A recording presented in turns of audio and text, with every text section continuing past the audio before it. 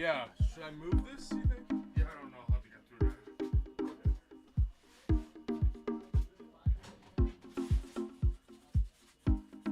You get back out here, right?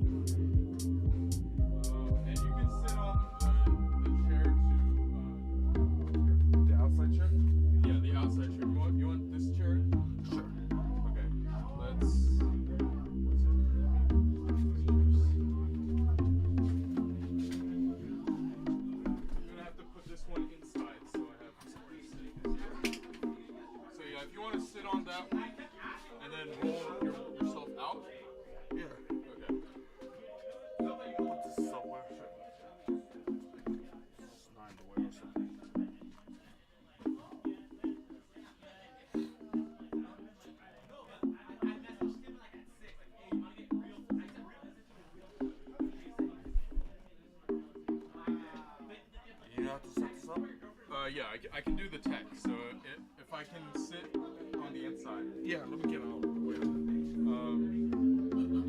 So it's just gonna take the chair, move it out.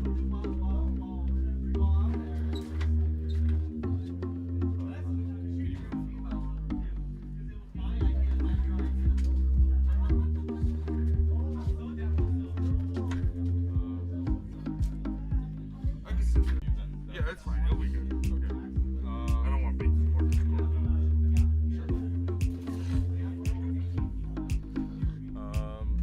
Let's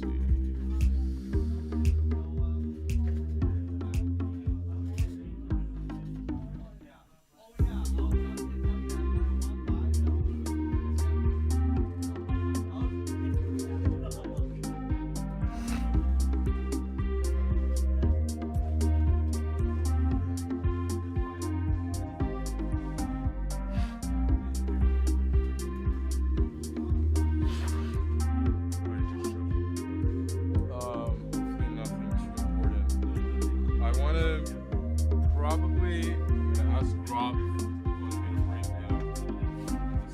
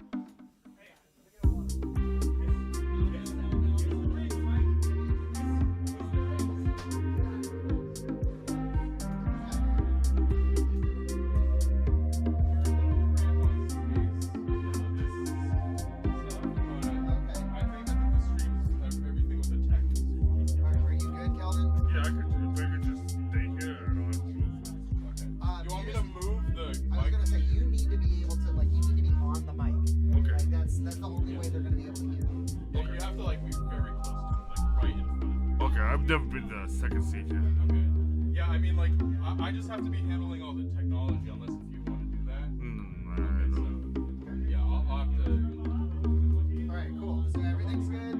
Everything is. We have a good. You playing tonight? Yes, I am. Awesome. You got a new gobble? Are you playing the. You guys surviving? At least it's not so hot yet. Oh, yeah.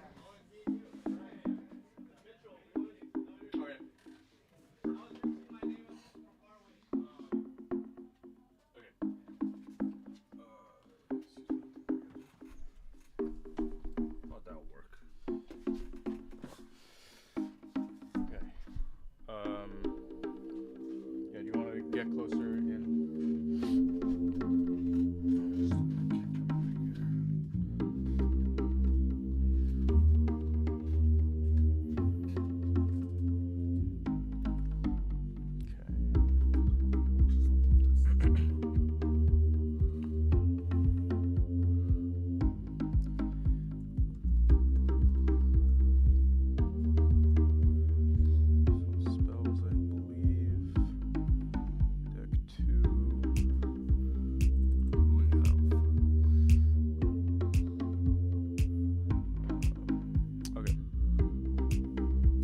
seems we have Stanley, who always plays Oops, and Sunny, who plays usually Control. So I'm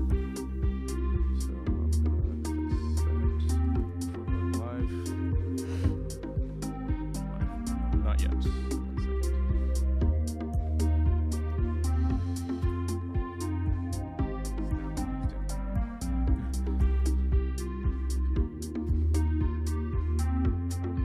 1 second. Go live.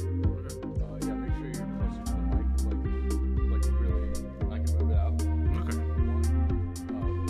Yeah, you kind of need to speak like right in front of it, like right here. And yeah, I can turn your volume all the way up, but you have to be close. Okay. Right. And we are live. Welcome good to evening, audience. Yes, welcome to a stream of Tuesday Night Legacy here at Spellhold Games in Orange, California. I'm Alan, one of your commentators for the night, and My name is Kellen. I'll be the other commentator. perfect. It appears we have a matchup between Stanley and Sunny tonight. Stanley, a noted pilot of Oops All Spells strategies. That's pretty much the only kind of thing he plays. Combos, all-in combos in Legacy. And on the other side of the screen, we have Sunny, who is usually on a control deck of some sort. We've yet to get confirmation, but we'll have that updated for you If I shortly. was a betting man, he probably is playing some sort of Oro pile, but Yes. I'm really not sure. Yeah. What do you think of the matchup, Calvin? Which deck do you think is favored between these Well, two? it kind of depends if Sunny knows what he's up against here. So, Sunny's probably playing a Force of Will deck, and Stanley's playing a Force check deck. So it kind of comes down to what you keep after the mulligans. Yeah. Yes. So if Sunny has the right counter magic or enough of it, he could probably be in a good shape. But if there's any kind of interaction like a Thoughtseize or Cabal Therapy from Stanley's side of things, we might see it be a rather quick game one. It's also noted here that Stanley may play Pact of Negation to guard his Yes. all-in Yeah. Balustrade Spy. Quite often you'll see, a turn one win with protection, even if that protection means you'll lose the next turn. As you probably know, it seems like we have a mother of runes. Yeah, I was like, I think that's a mother. So Maybe I've maybe this is D&T. We'll maybe find I've out very got it soon. wrong. Yeah. Because I was like looking at it, I was like, that doesn't look like a Force of Will or a blue card or. I believe. So, this is Okay. the second week of Modern Horizons 3 being Oh legal wait, in this format? no, I think I might have gotten it mistaken. I don't think that's Sunny. That might be Carlos. I'm not sure. it's Sorry, it's hard to tell. we'll get this down. It's hard to tell. Yeah. So this is might not Carlos. be. Okay, I think it's Death and Taxes, and it's Carlos. My bad. I have misspoke. Yeah. So what do you think of Death and Taxes versus Oops All Spells? This is less good now that this is Death and Taxes and not some Force of Will deck. Yeah. So this comes to a play draw. So we're not really sure who's playing and drawing here. So if this is actually Death and Taxes, this not a. This kind of depends if you turn one to Thalia or not. Yeah. That card is really important in this matchup. Mm-hmm. Yes. So, Death and Taxes.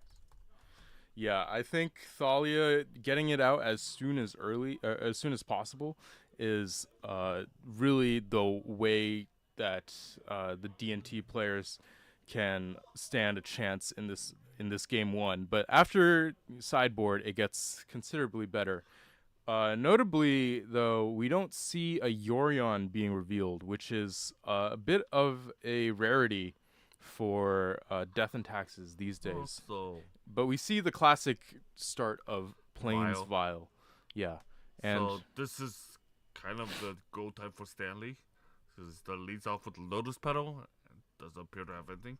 yes. So that kind of notates that Stanley's probably pretty close to winning if he could just find something. Yeah, and it looks like Stanley took a mulligan to 6. 6, right? So there's fewer resources for him to work with. But it seems, vials? yeah, 2 vials is not quite ideal here. You really want to be playing a. So he bolts in I think Yeah, that's a. Agadeem's Awakening. No, it's one of the new ones from Modern Horizons 3. It's a Bogart Trawler on the back. Okay, It's a. so he It's can it's ball rituals. yeah. He's gonna go for here. Yeah. So This he's may at be the three balance three trait. mana. He's gonna go get a Elvish Spirit Guide. Yes. We're He gets a Spirit Guide getting a spirit guide. to get to the Force Bandit to play the Battle Street Yep. Spy. Correct. And then that's the crucial 4 mana, and spy is coming in. It seems. So he's gonna reveal his entire deck. Cause Yep. This deck It has no spells or no lands. gets his 4 Narcomoebas. He's going to reveal the fact that he has Red returned. Yeah. And Thassa's Oracle. Yeah. Carlos might as well take a look at His what sideboard. Stanley's 60 looks like, but these oops lists are pretty Yeah, standard. but he knows what's going on, so he's Yeah. just gonna go straight to the sideboard here. Yeah. And I don't know how much better this particularly gets out of sideboard. I think it's pretty. Because at best he might have Rest in Peace. If he's playing It's pretty bad still, but given that Carlos is on 60 cards rather than 80, there's more consistency somewhat to find the relevant hate pieces. But usually, correct me if I'm wrong, but sometimes these Oops All Spells lists sideboard into Belcher so as not to get nabbed by Graveyard Hate. Is that right? Have you Actually, I'm encountered not that? sure. This is Yeah? the first time I've heard of that. Okay. So Carlos here, I'm not sure if he's playing Yeah. the dungeon card The where you go down the track. Carlos? Yeah. I don't think I saw any of the initiative creatures. No. Yeah. Yeah. So that deck generally plays Arkham area, which is Mhm. very good in this matchup. But Yeah, but if not, then this that- looks to be more like a traditional Death and Taxes list with your usual hate bearers of Thalia, Flicker Wisp to rebuy things like Recruiter of the Guard. It's I Spirit wonder of if the he's Labyrinth. playing the White Orchid Phantom. Yeah, 'cause I did see a few of the White Orchid Phantoms in. none Carlos. of which is really interactive against Stanley's particular combo here. Well, the Phantom might not be so bad because if Stanley has a slower hand or tries to develop his mana, He can nuke the land. yeah, the lands go away because there are no basics in Stanley's list. I do not believe there is. Yeah, there couldn't be. So we see Carlos. Yeah. So on Stanley's side, it comes down to what he thinks Carlos may have sideboarded in. Yeah. Carlos may have Mindbreak Trap now that it's considerably cheaper. Yeah, the reprint definitely made it much more accessible. I haven't played Carlos, but I know he always complains that he never has that card against me. So, Hopefully he has it now. yeah. He's got the White Orchid Phantoms at the very least, so we know, there are new pieces of cardboard So in the his important hand. thing here is Mindbreak Trap isn't a catch-all against this matchup because that deck does not require 4 spells to go. Yeah.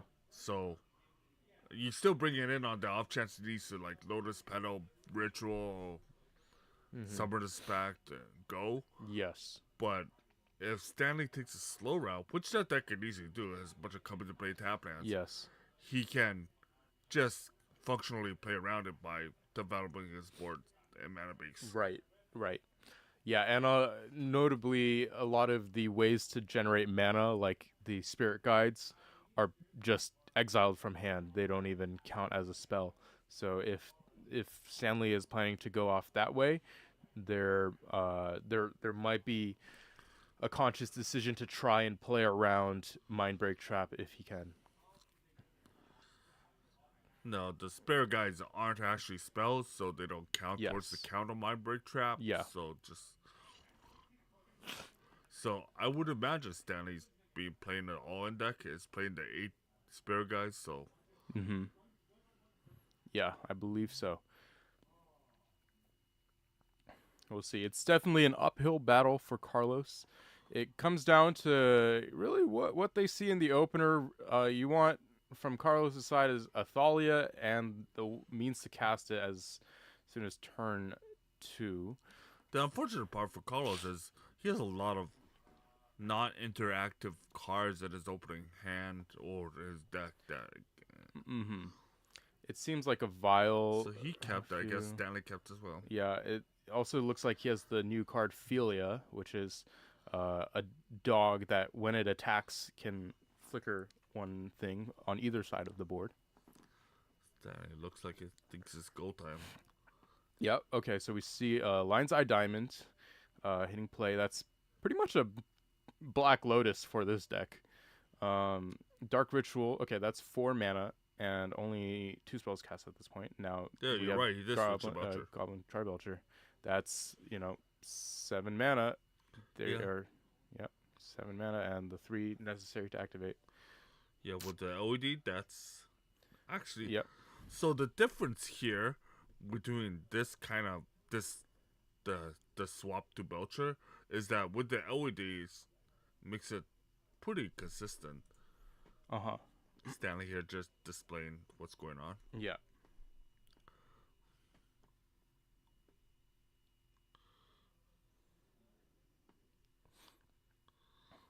Just examining the uncommon cycle MDFC lands. Yeah, and with the new set, there are essentially 8 new MDFCs that come into play untapped for every color, which is a substantial upgrade to Oops All Spells because you get to have access to all the mana that you need, whether it be black, red, green, and blue.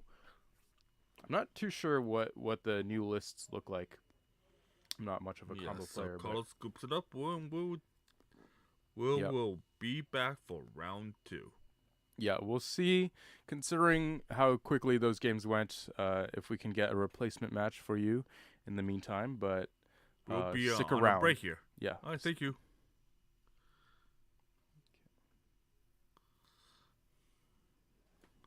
So rest in peace. All right. Let me get out.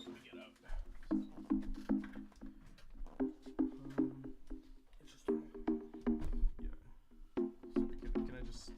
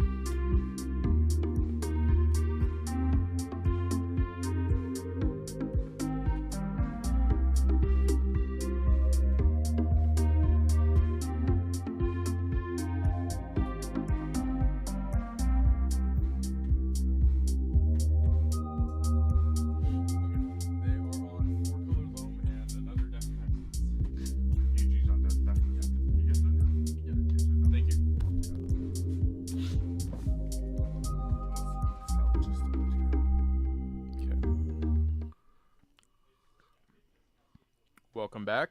We found an interim match. yes, we're here with a replacement match for you. In case if the first wasn't good enough, we've got Eugene and Ben, two regulars of the store, on a battle between two fair decks. They are on Death and Taxes and Four Color Loam, respectively. What do you think of this matchup, Kelvin? Sorry, come again. What do we got? We have Death and Taxes and Four Color Loam. This comes down to how good Eugene's. I don't know. Do we know who was on the play? That is yet to be determined, I believe. I'm not too sure, but Oh, showing us. okay, the list. we're getting a snapshot for. Didn't quite get a good look at it, but Mhm. So this comes to play draw because this comes down to if Eugene could get out. I'm not sure if Eugene's playing initiative. Mm-hmm. If he is, the Arcana of America causes a lot of problems for loam decks. Yeah. I think it seems like it's a pretty standard Death and Taxes list from what it sounds like. It looks, again, to have White Orchid Phantom, perhaps Philia as well, and maybe some Witch Enchanters in the mana base. But it looks to also be non-Yorion at the moment. But I do think that the Death and Taxes list generally wants to have the games go long. Yeah. And but so does Loam, because they're both trying to assemble their That's engines. where Philia kind of comes in. Philia is a very good top deck for Death and Taxes. Mm-hmm. Gives a Yeah. lot of. Yeah, Philia is certainly a great way to remove some problematic permanents on Ben's side of the board, such as Urza Saga tokens, which is kind of one of the key late game engines of Ben's deck. That card is like a flash flicker wisp. The Philia is a flash, quote unquote flicker wisp that you need to attack with in order to get its value. So it doesn't trigger on it enters the battlefields, but it helps rebuy more of your flicker wisps, your recruiter of the guards, and so on, if you get to untap and attack with it. I think it's notable that Philia is legendary, so it does work with Caracas. Mm-hmm. Yeah, it's pretty it's pretty nice addition to the deck. There's also quite a bit of an improvement in the mana base with Witch Enchanters, which are That's the white The creature. Reclamation Sage that is an MDFC for white mana source. Yes, that is correct. It's a 4-mana 2/2 that essentially is a Reclamation Sage. But getting to be mono white, you get to have a couple of them for free in your mana base, it seems. It looks like Ben is on the play as he considers his mulligan decision. Seems like he's keeping his 7, and Eugene is going down to 6. So we have Ben down a game and keeping his 7. It seemed like a reluctant keep, or maybe a hand with a couple of issues. But it seems to have a Loam, a Saga, some other pieces. Let's see what Eugene draws up for his 6. He's got Disruptor Flute in there, which is the new flash That card pithing is needle. awesome. Yeah, it's really flexible, and The flash part is just so good. it taxes the card you name by 3 mana. Oh wow, we have a turn 1 Shuko.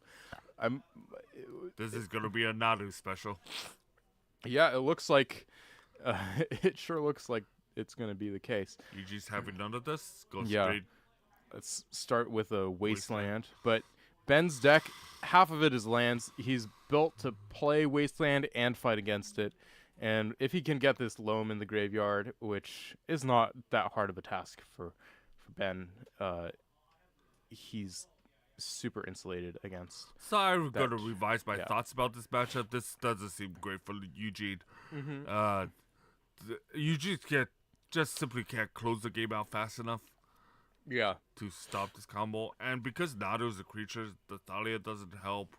Mm-hmm. In my opinion, I think if I were in Eugene's spot, I would have just led with a planes there, hope to stick a creature on turn 2. Given how mana hungry his deck is, we see an Orcish Bowmasters coming into play. Even though this card is not the most effective against Death and Taxes because they don't draw that many extra cards, it does sometimes help them help out the loam side of things because it is essentially a removal spell tied to a creature. If anything, it poses a clock. Yes. Right now, it just seems to be, 2 power to the board.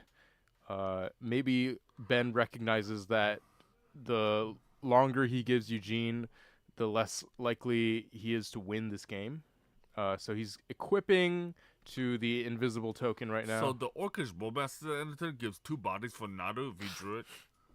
Yeah. There's incredibly. no confirmation that he's actually playing Naru. Mm-hmm. Though with the Scrubland and a tropical island in play, there can't be a Nadu this turn, but a Knight of the Reliquary makes it a lot more likely next turn, getting the ability to turn the Scrubland or most likely the Scrubland into a land that can help cast Nadu. He's gonna flute out, maybe for the Shuko if he thinks it's Naru. Yeah. I think Eugene's gonna actually just show us what he's gonna. Yeah, he's writing it out. He says Shuko. Yeah. Okay, thank you, Eugene. I know when you get to this video, we appreciate the fact that you just did that. Yep. It is certainly very helpful when there's no access to the mic. So even though Eugene was able to stop the Urza Saga turn 1, we see that he's still under quite a lot of pressure with facing down a 5/5 knight and 2 orcs, as it were. So we see the White Orchid Phantom here from Eugene Mm-hmm. to get rid of the Wasteland. Yeah. Because Eugene played a Caracas here, probably to mount a defense against Naru if it comes out. Mm-hmm. Yeah, and Eugene's hand looks to be otherwise pretty slow. There are some Rest in Peace, a Recruiter of the Guard, and a Rashad and Port, it looks like. None of those are... Typical Death and Taxes hand. Yeah. None of those are quite good enough right now against this board that we have seeing on Ben's side.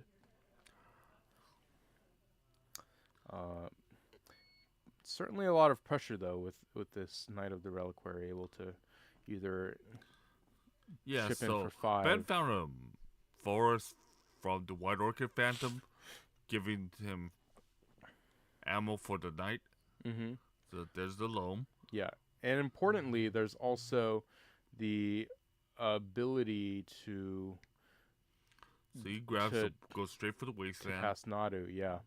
Okay, and this knight is looking like it's more on aggressive duty. He casts a loam only on the Wasteland. Importantly, wanting to keep the other ones in his graveyard. That attack should draw out the Rest in Peace from Eugene here. Yeah, and As we're gonna see that. He's not willing to take all this damage. Really slow down things from both sides, or rather from Ben's side.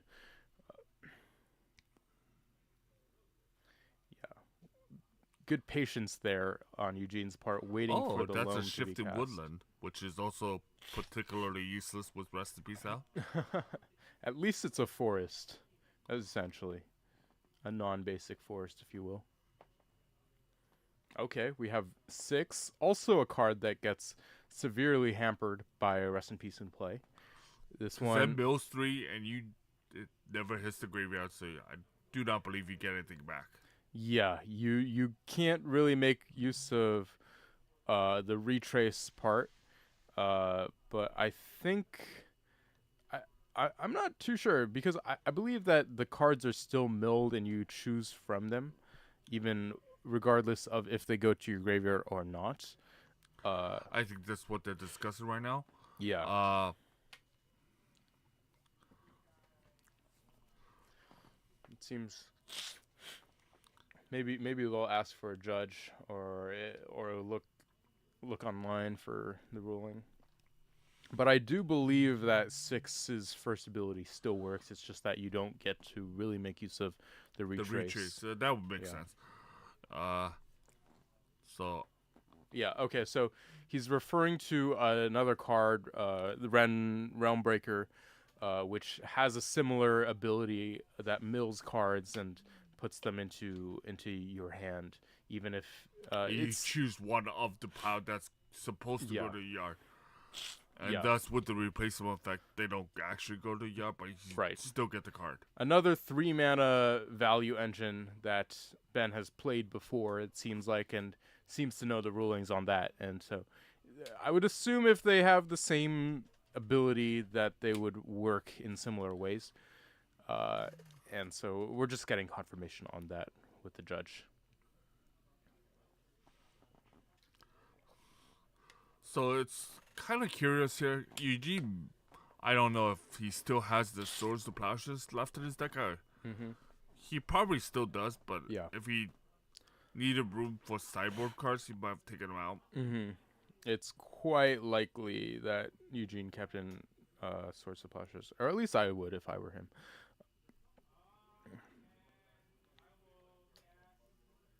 Okay.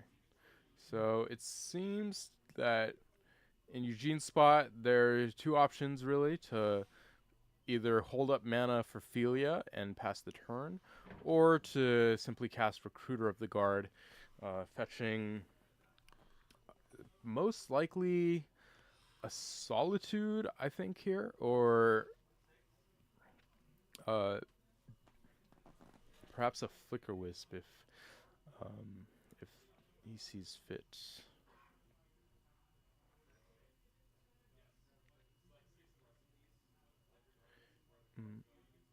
We see him deliberating. Okay, there's a So- Solitude. It will be in the Solitude. Mm-hmm. Interesting that it seems like there's only the one of Solitude in the list. Yeah, it seemed like he was very focused about. Yeah. Okay, so that's So Solitude pitching Rest in Peace. Taking didn't care want of to deal 6. with 6, so Yeah, my assumption would be that if 6 worked on attacks, then that is the reason why Eugene opted to remove it right then and there. But I'm a little skeptical of that if that were the only Solitude that Eugene has access to. yeah, he seemed to move quickly on that, so Yeah. Okay, so he's getting in there with the White Orchid Phantom, the only to flash- be ambushed by an Endurance. Yeah. So This is a little troublesome for Eugene now. yeah, now he's Because- just behind on the board. Yeah, The incredibly Endurance so. is just bigger than everything else right now. Yeah, it's just getting to eat a creature and then take away Eugene's only defensive resource in the 2/2 first strike flying really is gonna change the tide on things here. Knight's looking for a target here. Yes, Knight is sacrificing the tropical island to upgrade it For or Savannah. side-grade it into a savannah. Don't need the blue today, Ben says.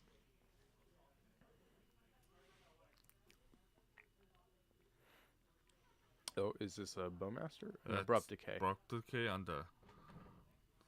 Abrupt Decay for the Rest in Peace. So now Yuji's considerably behind here. Now that there's now graveyard. Mm-hmm.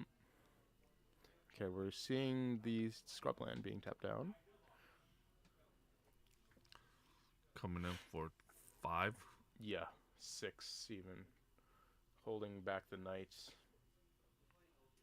Okay. Philia did try to come out. Yep, took Eugene his tries first to surprise. flash in his own surprise blocker. only to have it met by swords. And now Eugene is down to no cards in hand and purely top decking. I think we're going to go to a game 3 here. Was Ben up a game? I think Ben was down a game being on the okay. play.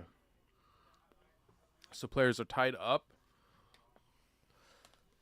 And we'll see if anything changes after sideboard. It seems like Giver of Runes, some Solitudes. Solitude's probably good enough to keep in if I were the Death and Taxes side of things.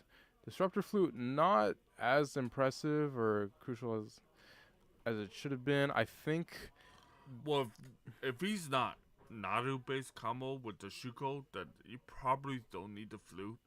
Yeah. Unless you feel like perhaps the Shifting Woodland has an integral part of it. Yeah. But it's a bit hard to tell because the Shifting Woodland didn't really do anything that game except tap for green mana. Yeah, I don't think there's anything too combo-like for Ben to copy with his Woodland. I mean, it can copy a creature at best, I think, or maybe, I don't know, Nadu, something like that. I'm not sure. But with the removal being all exiled from the Death and Taxes side, I'm really not sure how relevant that'll be. Yeah, we have a slow hand from Eugene. It looks like 5 or 6 lands with a Swords to Plowshares.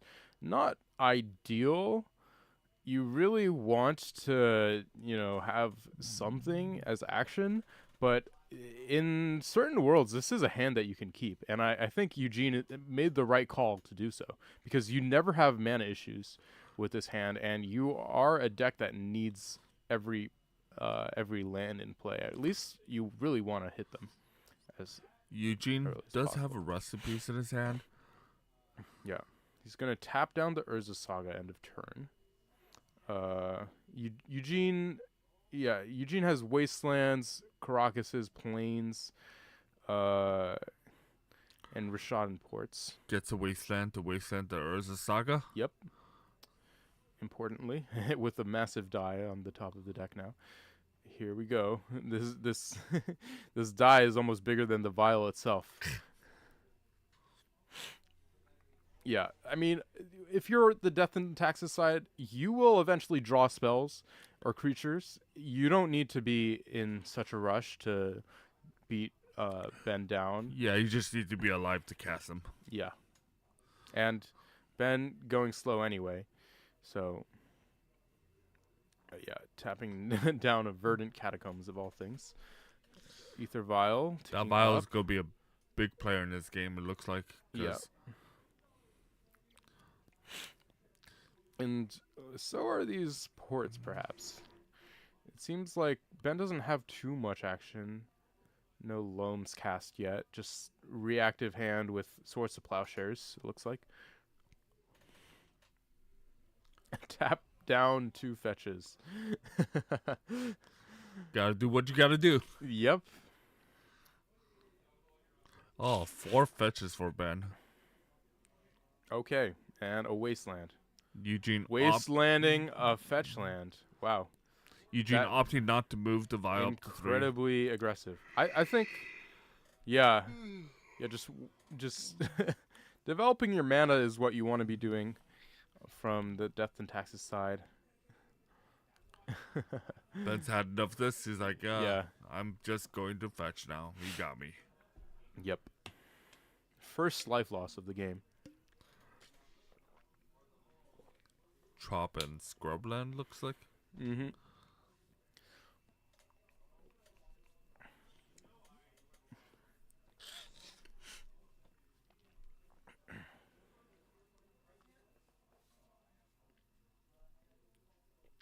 So, yep, we're seeing perhaps a tropical and scrubland indicates an Orcish Bowmasters or Nadu even. Oh, Mox Diamond. Mox Island discarding Bajuka Bog, not Ben not too likely relevant drawing in this match. quite a few lands here. Yeah, so these ports seem less and less effective, but with White Orchid Phantom, it's not so bad. Okay, playing out a Caracas into the face of a potential wasteland. And And Alan's there's right the, here with the Orchestra there's Masters. the Bowmasters that seem to be telegraphed. Okay, we're heading to The middle part of upkeep. this game. well, yeah, tapping down these. The two duels. Yeah, well, there's still a Savannah, but I guess if you're Eugene, you're less afraid of what green and white mana have to represent than black. Oh, Blast Zone comes out from Ben. Blast Zone, indeed. A great way to clean up a vial. But Eugene hasn't actually used the vial this game, so Yeah. I mean, he's about to now with Ophelia or White Orchid Phantom, even. Okay. Ooh, it's doesn't ability want will to lose. trigger, destroy the blast zone. Ben says, okay, I'll let that happen. Doesn't want to use the blast zone quite yet. Just to take out the vial. Perhaps he doesn't want to tap out. So that way he Swords to can Plowshares, swords to the Plowshares, White Orchid the Phantom Phantom. to save his Bowmaster. Yeah. And get in the 2 damage. Eugene opted to keep the vial on 2 still. Yep. And importantly, there's okay, so there's another White Orchid Phantom for Eugene. Keeping the vial on 2 just to represent potentially another. Some porting here. Yeah. Okay. Yeah, porting down the Trop and the Scrub.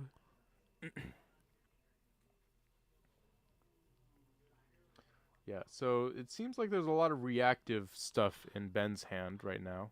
Well, to be fair, there's a lot of lands on both sides of the field here. Yeah, just passing the turn with the Phantom.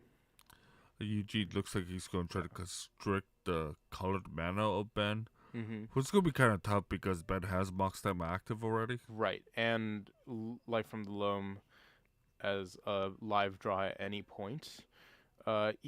Eugene just drew a Cauldron Complete, though. And With that much land. I Yeah, he has. Yeah, he's gonna. He's just Stone going to Ring go for it. himself with the Caracas Legend Rule, and get a 5/5 into play. I think, yeah, Eugene firmly takes control with Cauldron here. trying to. Trying to close the game out here. Yeah. Indeed. So there's a Pernicious Deed in hand. I think Ben's burned through both the swords that we knew about.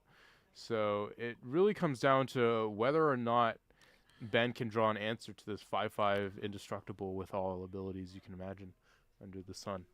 The Pernicious Deed is kind of rough because the Indestructible, the Cauldron, and the Token is Yeah. Indestructible. Yeah, it's just, it hurts Ben more than it helps him at this point. And we see another White Orchid Phantom from the top, which is likely, it doesn't speed up the clock by any means, but it certainly helps Eugene apply more pressure still, or at least makes 2 must-answer bodies. Another White Orchid Phantom. Yep. And taking out the blue source this time. No search from Ben. I think this forest might be the only basic he's got.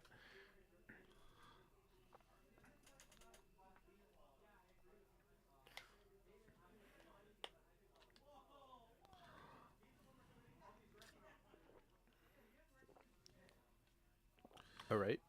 So Ben voluntarily going down to 7 is a bit of a shocker for me here. This is gonna be kind of tough. I think his real only out left in his deck is Swords to Plowshares, as he Yeah. might be just. Is he casting? Okay, casting Force of Vigor to get rid of the vial, but I think that might be too little, too late. We've got some blockers for the Cauldron. Another Wasteland. Another Wasteland. This time taking out the ever so crucial Field of the Dead. Yeah, Ben Yeah. scoops it up here, unable to mount a defense for the Cauldron. Mm-hmm. Yeah. What a game. He could put those Orc armies into chump block mode, but I don't think that's a winning proposition for Ben, and not seeing any Swords of Ben Plowshares. revealing he does have a Naru. He does have a Nadu, and he does have a Thalia and the Gitrog monster, both of which are pretty spicy includes for this 4-color loam list. So, Eugene takes the match 2-1 here. Yep, and we will get you to round 2 shortly. Yeah, we'll be on break. We'll let you know when we're back. Thank Okay. you very much. Thanks for tuning in. This is Tuesday Night Legacy.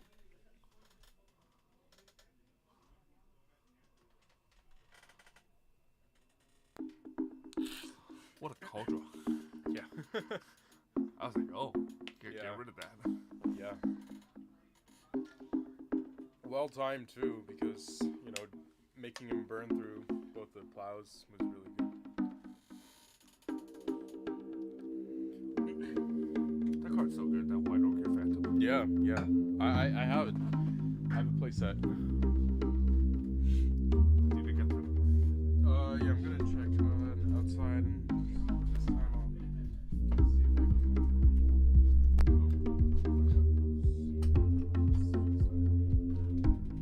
Yeah, I'm gonna try to find out who's point. Or like, that's a Move this mic closer. Yeah, just make sure you speak into it because Richardson is. Yeah, I saw that. Yeah. He's like, yeah, Kel was quiet. Yeah, so just make sure you're like you kind of just have to like eat it, like. Yeah, that's fine.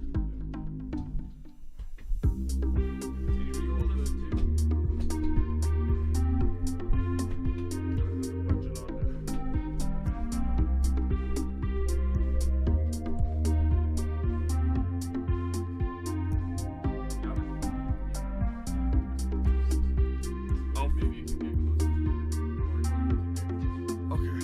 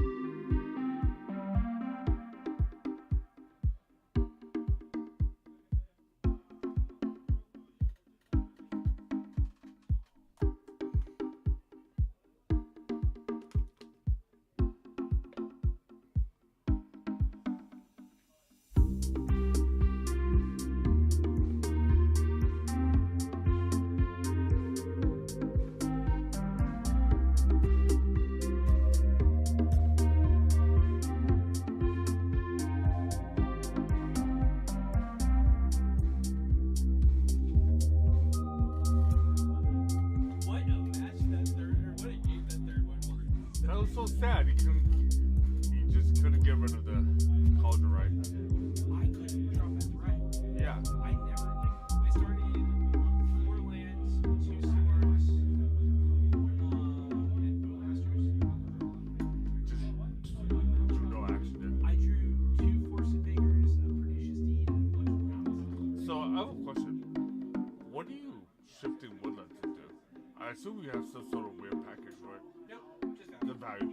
Maybe a Nada goes to the yard or something. Yeah, I mean, I can get Nadu. In the past, I've copied a 6 and then used its static ability to be able to retrace to play for a 6. And then load back the Shifting Woodlands. I've copied, so it's not in the deck now, but I've copied Soul Guide Lantern to pop Soul Guide Lantern against Stuff for Breakfast. Yeah, it just felt like you drew a lot of lands there. I drew a lot of lands and no threats. And I can't do anything if I was under no threat. I was even letting him tap my fetch lands. Shifting woodlands is copy of permanent in the graveyard. In your graveyard, right? Have you I don't know if this works, I don't know. Have you thought about having like a dark depths? So originally I did, but I cut it. That works, right, with shifting woodlands? Okay. I cut it for not to, or I cut it for, I cut that for film because I'm right now. Yeah, because Eugene wasn't doing a lot on his side. He just played all that. And then I looked there, I'm like, I think that's a culture.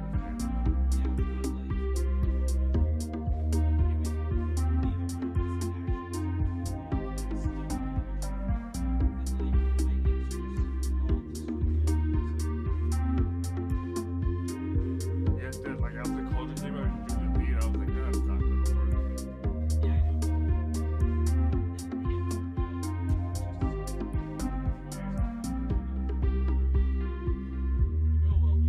It happens. So here for modern Mondays? Sometimes, not always.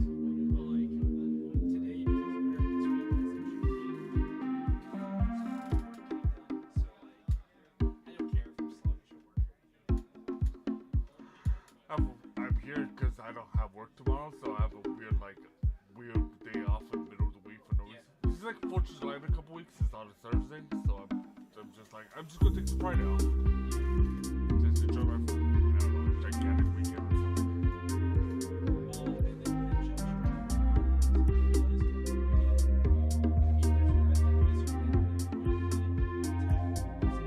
And then Just do you build, get the card? You do get the card, right?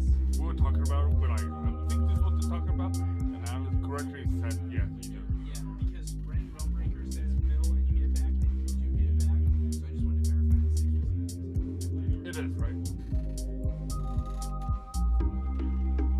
Alright. Alright, good luck. About to start. Good luck in next round. Thank you.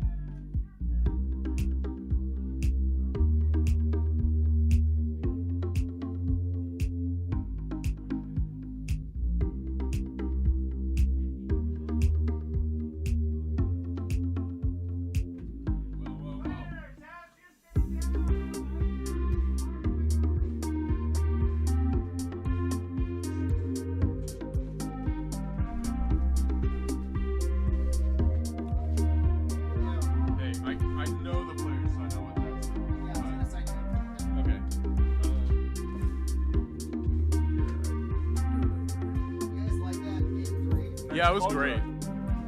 Did you rip off the top of the lane and you have to burn all the flames? Yeah, I did. I was like, It was like, cool, alright. Tap 7. that's why you want competitive play. I like that. Thank you. Okay. I don't want to Only hand, move right? It was this. 6 lands on a sword. Yeah, I was like, Yeah. But it was like wasteland, 2 were shot, 0 rockets. I saw you duped fetch there. Yeah. Is it Google Docs? Yeah. Google. Okay, I'm gonna go to docs.google. I mean, you just go to Google and then I sign in. Oh yeah, sure. You wanna? Come in here. I don't know, do you play Modern? I do. I came yesterday. I went 3-1 with Jeskai Energy. Is that good? You like it? Yeah, I think it's good. You play the one man crowd. Yeah. It's actually good. It was not that great actually for me last night. I think that Galvanic Discharge is really good. The nice part about Tune the Narrative is that it kind of discounts your Wrath of the Skies. Oh, Which yeah. is really the only reason to play it over. That's the energy of Commentators, right? Yeah. Hey, you guys, I know what they're playing. I mean, you guys are live. Oh, no, okay, you'll be back shortly. Yeah. Okay, I was like, That's fine. I'll just go out and check every round. There you Okay. Thank you. go. Yeah, sorry about that. Do you have the chat up? I do, and we have Andrew Richardson. Excellent. Yeah. Alright, focus. Thanks. So I bring this up because you know Pyretic Rituals like $7 each now. They were 10 when I checked yesterday. That's crazy. I I know. downloaded that deck. I was like, oh. I sold mine when they were like just a few dollars. Just a few months ago, I was like, these are never gonna see play again. Boy, was I wrong. How fast things shift. Yeah. Okay. So we have Merfolk and Rug Beans. So let me get that up and going, and we'll be live. Okay. I'm gonna go live. This is Andrew V on the left side. Yeah, Andrew. All right. Welcome back to And here Tuesday we go Night for Legacy. Round 2. We got a good one here. Yeah, we have a matchup between Andrew on Rug Beanstalk and Thomas on Merfolk. These are pretty fairly matched blue deck use of Up the Beanstalk and cards like Pyrokinesis to trigger it, Force of Will, even expensive cards like Murktide Regent and a legend called Eris, Roar of the Storm. That all cost above 5 mana, so they draw a card when they enter. Merfolk hasn't actually seen the light of day in quite some time. It's kind of Yeah. falling out of favor. A lot of it due to a bunch of hate and the advent of like Fatal Push. Yeah. So was some Merfolk kind of sneaking in from sets over the last few years. Yeah. We might see a Merfolk resurgence in the next few months. Right. Because people stopped playing Merfolk sort of when Plague Engineer got printed. But people don't really put that card in their sideboards anymore. So the Merfolk players might benefit from the absence of that card. We're off. We see a In- DRC from Andrew in and a Vial recent from lists. Thomas. Right, yeah. And these are really the ideal starts for either deck. I don't believe Andrew is on Delver of Secrets because that might be the preferred threat, but it looks to be like, okay, it looks to be a slower hand, more reactive from Andrew's side. Whereas, yeah, Merfolk got some upgrades with the recent set in the form of Flare of Denial, which is the free counterspell if you sacrifice a blue creature. A Chalice of the Void comes down Oh, this is a big one for for resolves. Thomas, and it looks to have resolved. It appears to me that there is a way to answer it, though, in Andrew's hand. I believe he has the 2-mana bounce spell that also surveils called Unauthorized Exit. That card's seen some amount of play now. That card is very good. It's very flexible. Yeah. It's here in this deck, I believe, because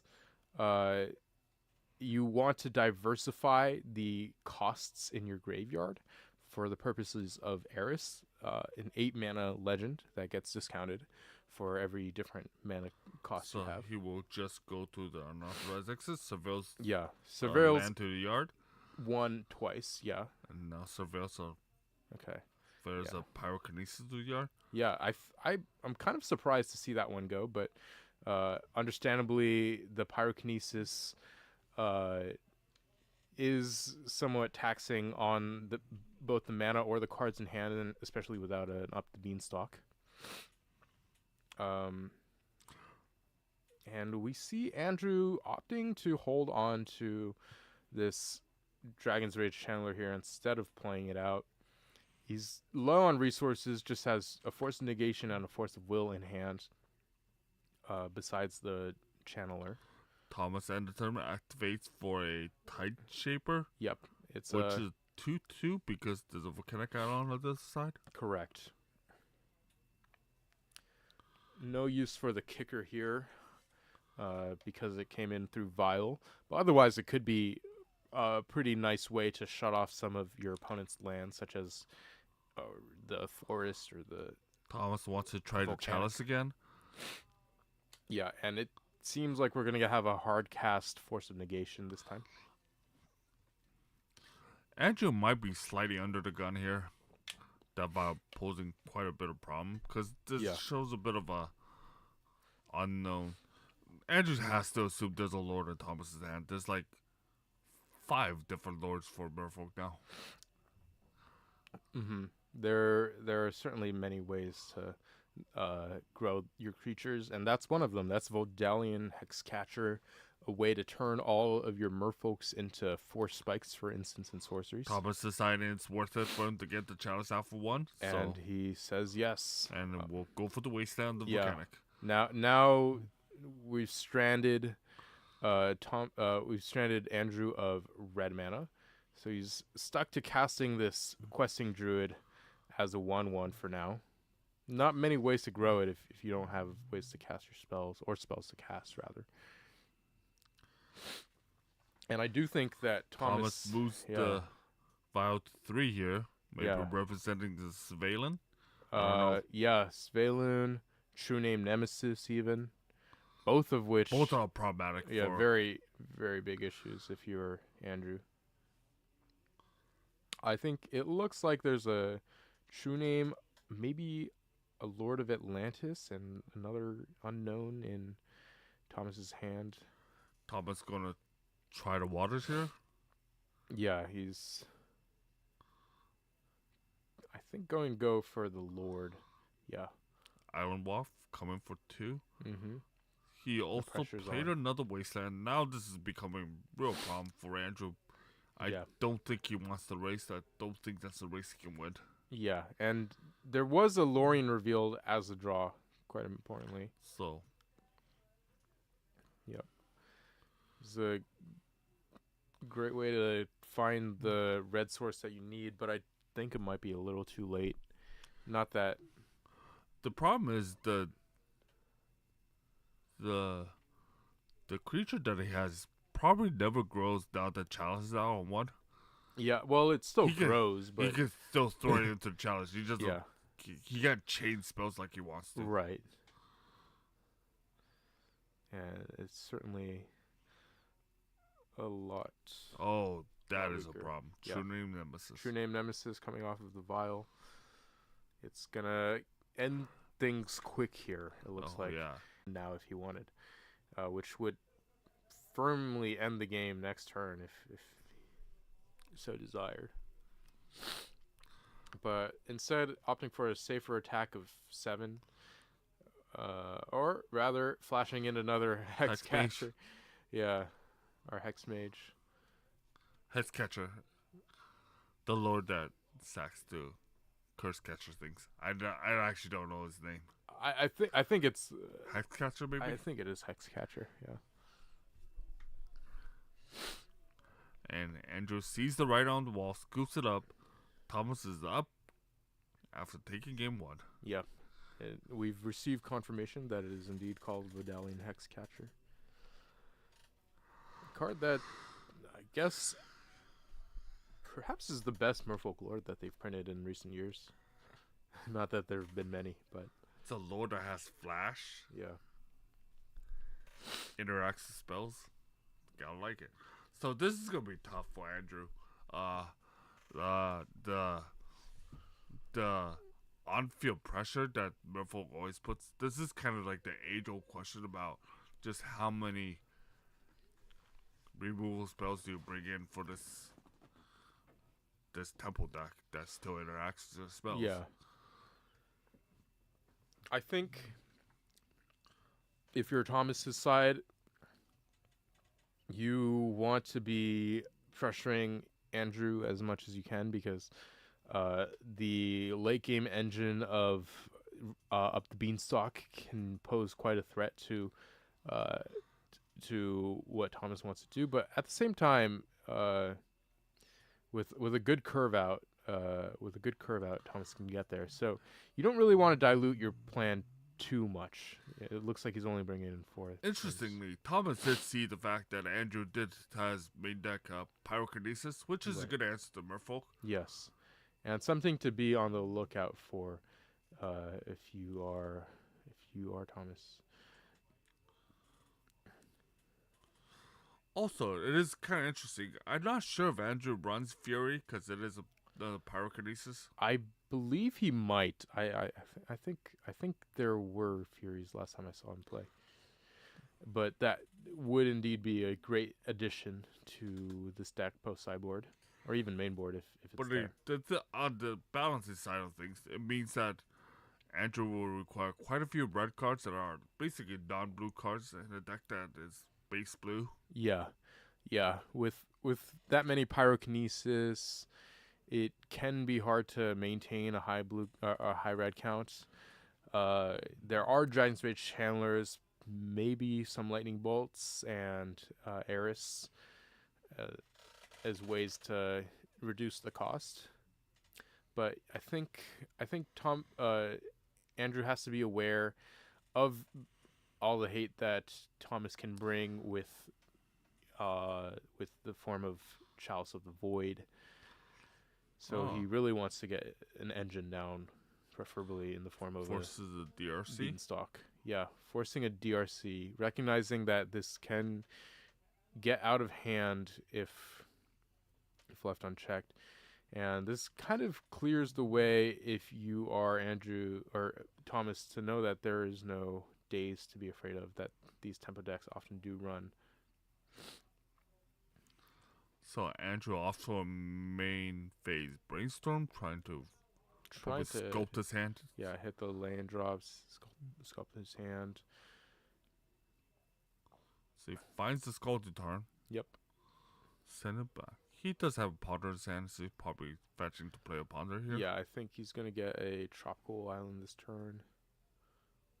No turn one play from Thomas might indicate a slower hand, maybe one with a few more lords, no vial. Yeah, he did pitch a Merfolk Lord of the Pearl Trident there. Mm-hmm. Might represent that he has a lot of 2-drop loads. Often with Merfolk, you get a log jam at 2-drop because Yeah. of so many lords. It gives the illusion that you have a good hand because you have a lot of 2-drop, when in fact, you do Yeah. nothing on one. Yeah. So we see Cavern on Merfolk Lord of Atlantis. casting the original Lord of Atlantis.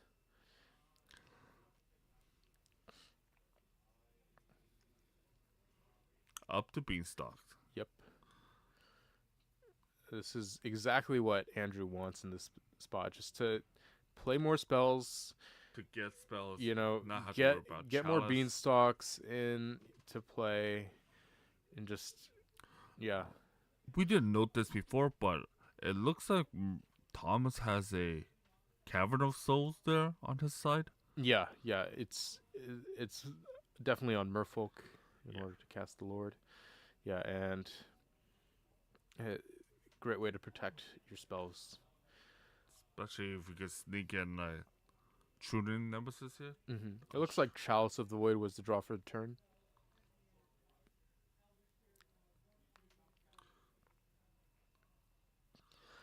So far, this Lord of Atlantis is not representing too much of a clock, but once Thomas can go wide or cast a few more, So he Yep.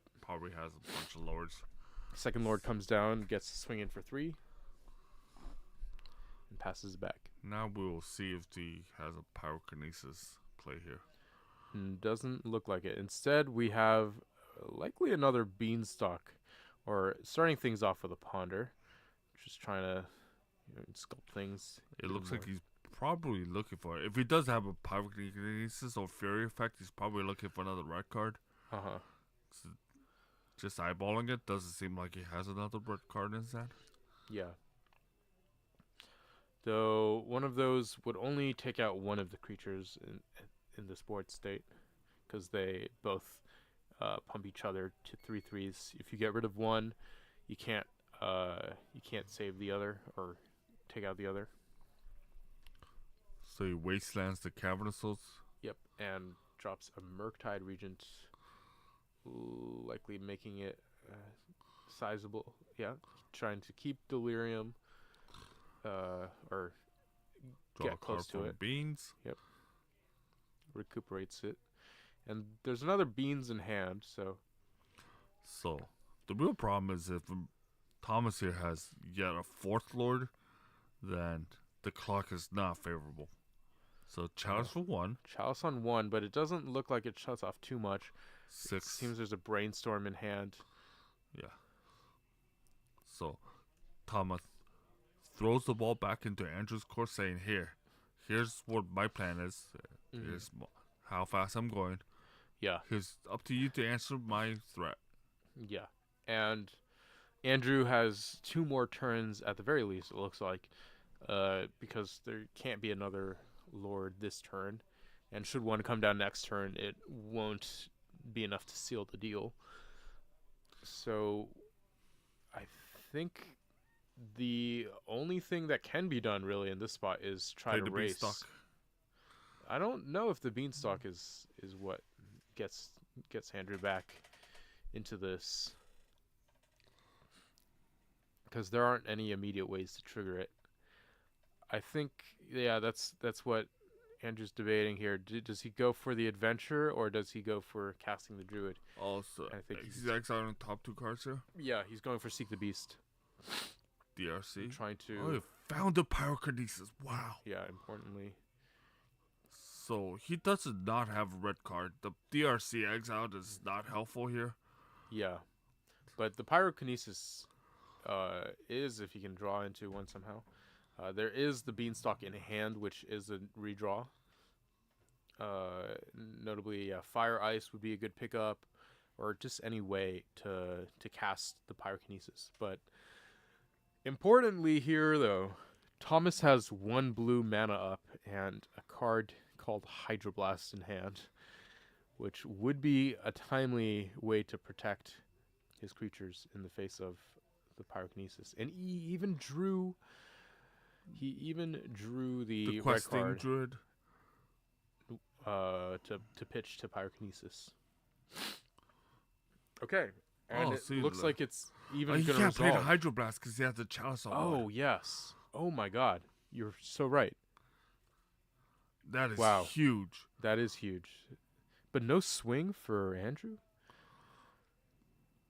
This looked good at first, but I think if you were in Andrew's seat, you really need to, Close To this game pressure. out. yeah.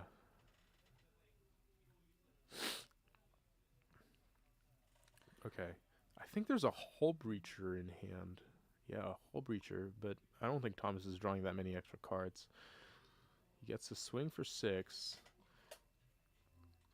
and passes the turn, leaving up Brainstorm, although in the face of a Chalice that doesn't do much. There's even, oh, what's that? It's Magic Origins card. I forget what it's called. I have no idea what that card. Is that the Trickster? It's like Harbinger or something. Flashes in the Hull Breacher I believe it either taps something down or, and loses abilities. yeah, something like that. So Harbinger of the Tides. That's right. You can cast it for 4 to give it flash, essentially. And then it returns a target tapped creature to an opponent controls to its Oh. hand. I haven't seen that card in Merfolk. Great against a Murktide region, I suppose. Yeah, so it looks like Andrew has turned the corner here. Yep. Because it looks like he gets to trigger 3 Beanstalks here. Yeah, and gets to replay the Murktide, which is a great way to rebuild, as you said.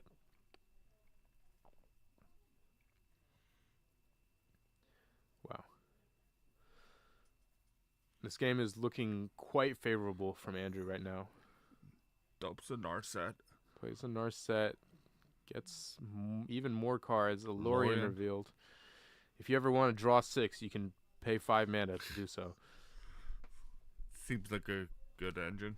Yeah, and so right now, Andrew just has a dominating position with the up the beanstalks and a ton of ways to get spells, pitch spells, costing less, with the form of pyrokinesis. Force of Will is probably still in the deck, and a clock in play. So really, there's not much Thomas can do in this spot. We're And Force was the probably draw. going So through the motions here. yeah, just simply Finishing up the game. yeah. If another Murktide ever comes in, we'll Far definitely Eyes. see that coming into play and growing the one that's already out. And yeah, this Fire Ice can do some massive damage as well if used proactively to get rid of a creature or maybe even a lord. And Okay, Thomas scoops it up. Yep. A little bit sad that he got down by his own chalice there. Mm-hmm. That is kind of the counterplay between Merfolk is playing chalice when your deck's full 1 and 2s. It certainly is a downside to bringing in the Hydroblasts, but I think it was a good call to play it when Thomas did. But Andrew was simply able to amass too many resources.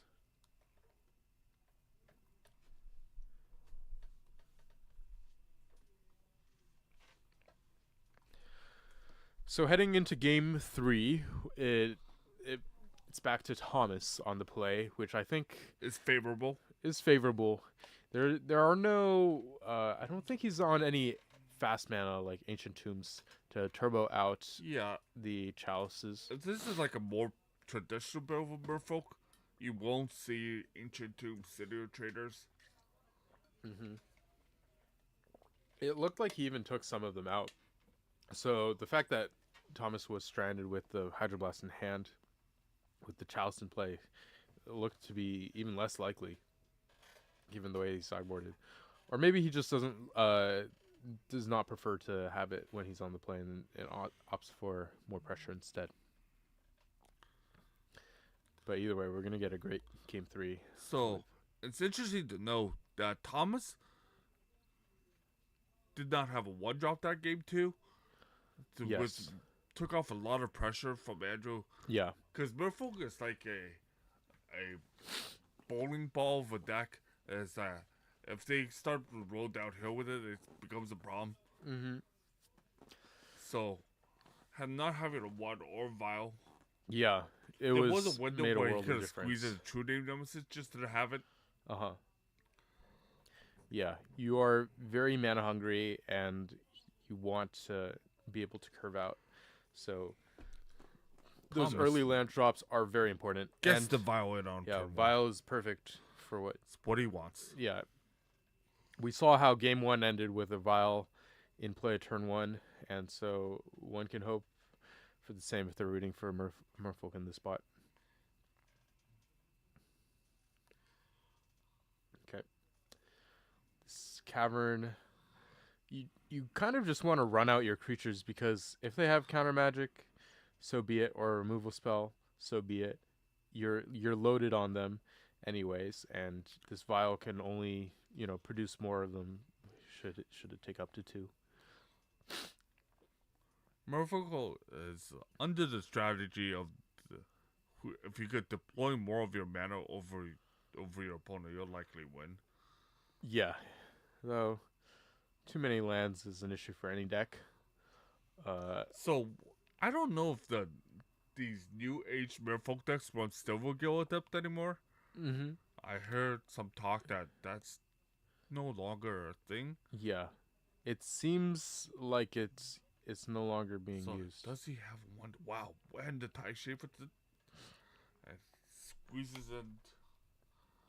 Yeah. Tries to squeeze in a Red. red elemental blast. Yeah, Merfolk is trying to defend this side of his worth the force here. yeah, It might be. yeah. There's a Lord of Atlantis in hand and maybe a Force of Will. It looks like. So yeah, Thomas is deep in the bowl, as it were. But opts to go to bet off the top of his deck here. Yes. And so Hydroblast was the draw for turn. Just a bit late. Just 1 damage. Playing it slow, not wanting to play out the Lord so soon because in the face of Pyrokinesis, it'll get both his creatures taken out.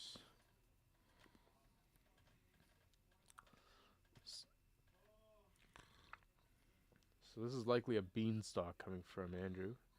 And there it is. Will it eat a force this time? I think if you were in Thomas's spot, this is the card to force if you're ever going to. You kind of have to because Interesting. He donates a tuning nemesis to it. yeah. Okay, so they're getting into counter war. Hydroblast on the Pyroblast. So this Force of Will successfully trades for the up the beanstalk, and now Merfolk has devoted a Yeah. lot of resources to getting the turn to play the way he wants to here. and he's all in on this vial now, up to 3. He can cast any of the lords that he draws, and Wow, there he that's a- does. That is crazy. That Yeah. crazy top deck. Yeah, he's swinging in for 6 now, unblockable, and so he's Merfolk. If the Merfolk can all untap next turn, he's got And it's a statue position here. he's got I believe a win next turn. 2, 3. I think he has a fire ice in Yep. hand. Yeah, next turn. Thomas can win. It's exactly 10. Yep.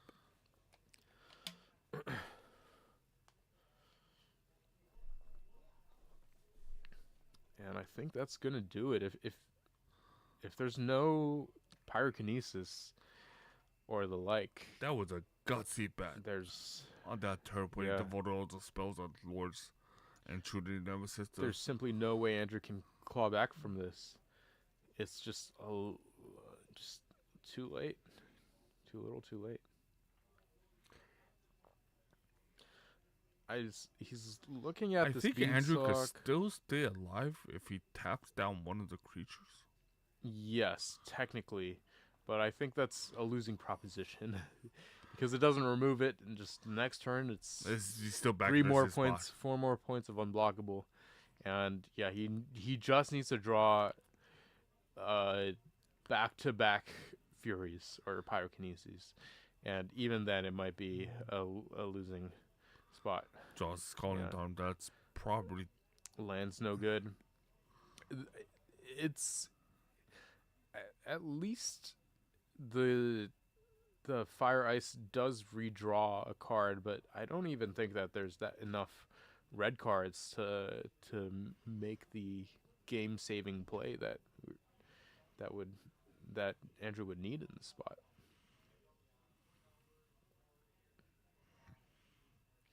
So yeah, swing. Okay, before damage, tap down your biggest creature.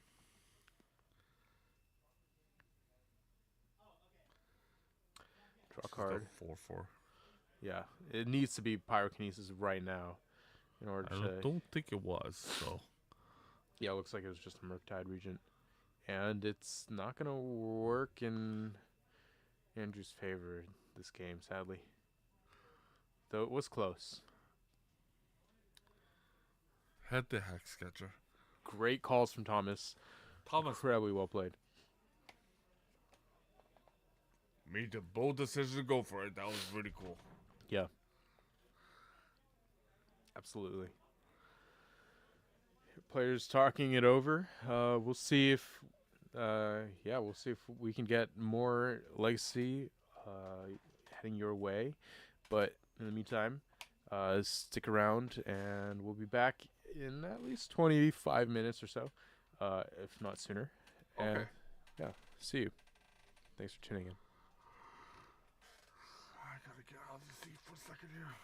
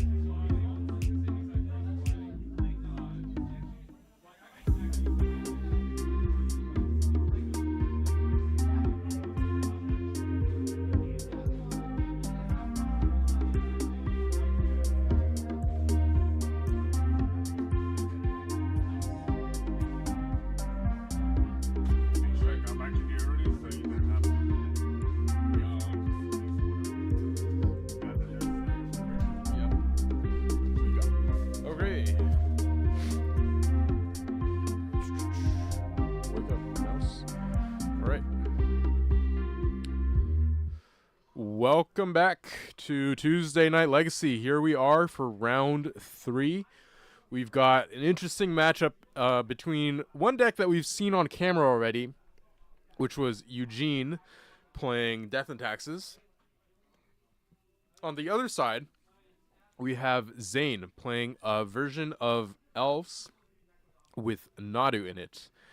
I believe this is more combo turbo oriented, with all the classic cards like Quirion Ranger, even some mana dorks like Elvish Mystic that Zane was so proud to show me with his Hatsune Miku Secret Lair.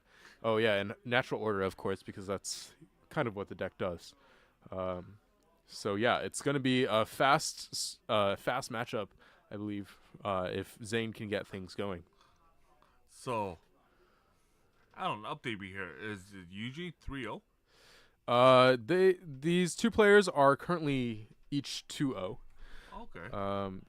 Yeah, and Yeah, this is round 3. yeah, Eugene getting to have the play though is certainly a big help.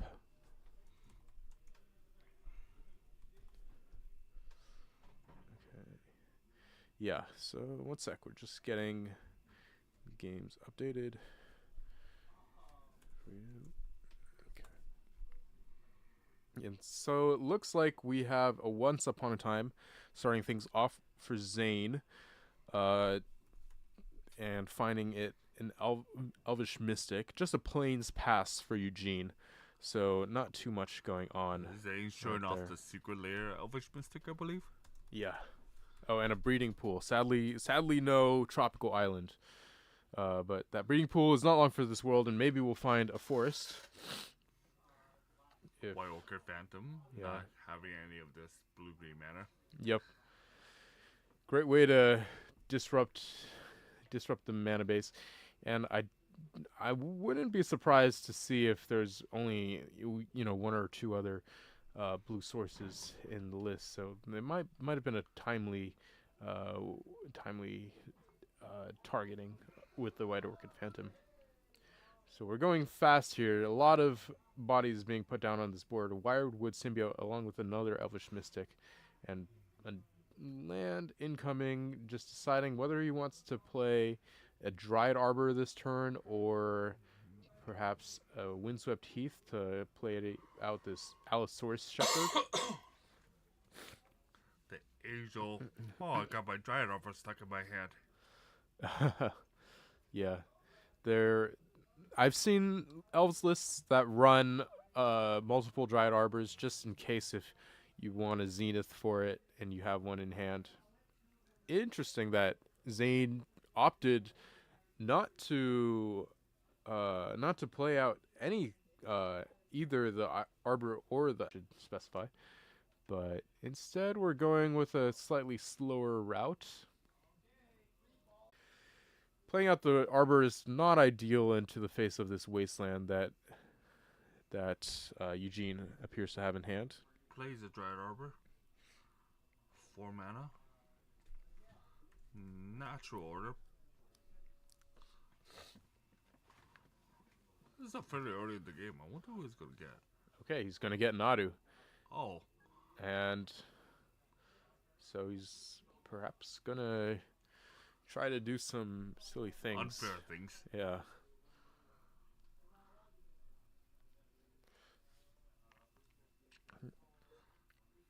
So with the Wirewood Symbiote, He could he get some stuff. yeah, he can make a few triggers happen.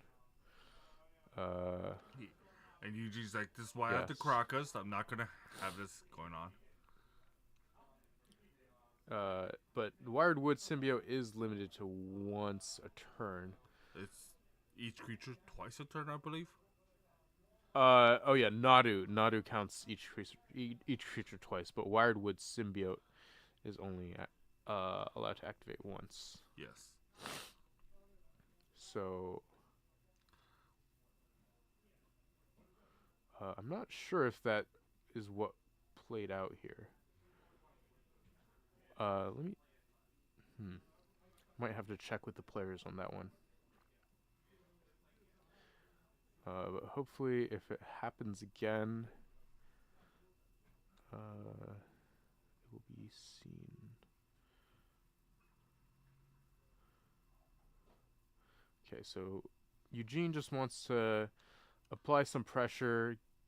There's only more troubles come the more time you give this Elves deck. So he really needs to close the door on this game as soon as he can. And put up a wall that could hold back this. Yeah. Okay. Oh, I see. So the reason why there were two triggers, of course, was because the Caracas attempted to bounce the Nadu.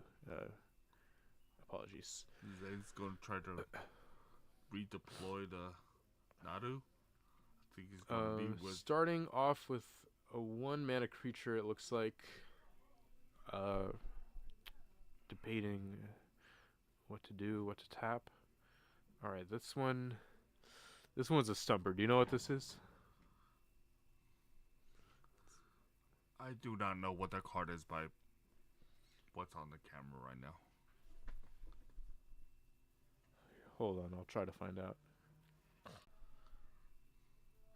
It's some sort of 1-mana creature of some kind that really narrows it down, and it's possibly an elf.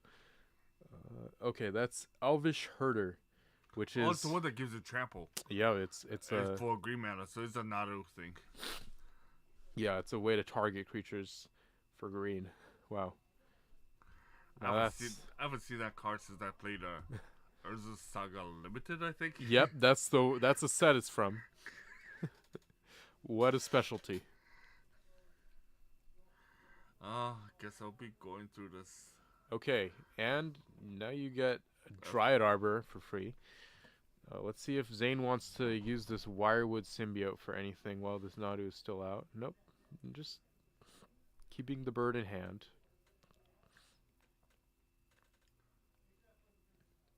Okay, I guess the Wirewood Symbiote likely already had seen a use. Getting to untap that Elvish Mystic. Now playing another.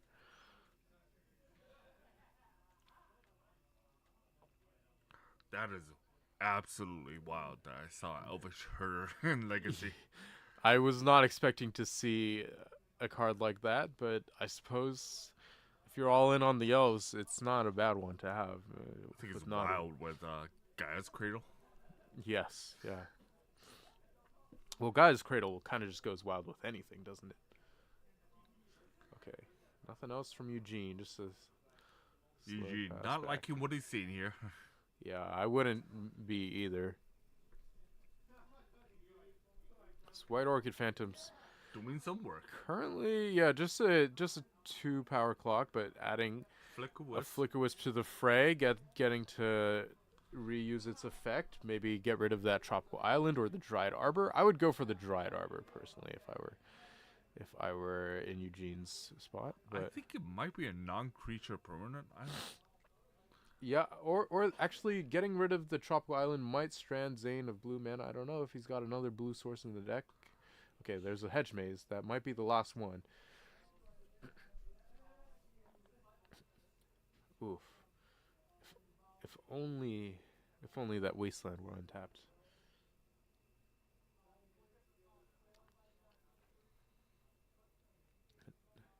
Because if so, there'd be no more Nadu nonsense, hopefully. Although you could Green Suns for it, funnily enough. It wouldn't actually stop too much. Okay, so I would say... Oh, no. Yeah, with the Cradle drawn for turn, Zane is in a pretty commanding position. He's got access to, looks like 5 mana off the Cradle, 8, 9 total. So he's gonna... I think this is a Zenith for Kratos, which is enough. Yeah, +6 to the team. Okay, trigger on the stack. Gonna search out the Dryad Arbor, I presume. As if it weren't enough. There's not much that the Death and Taxes player can do about this. He's just gonna scoop it up. There's no more Dryad Arbor that's in the graveyard, but didn't matter anyways. There was enough power and enough creatures in play for it not That to was matter. wild. Yeah, it sure was.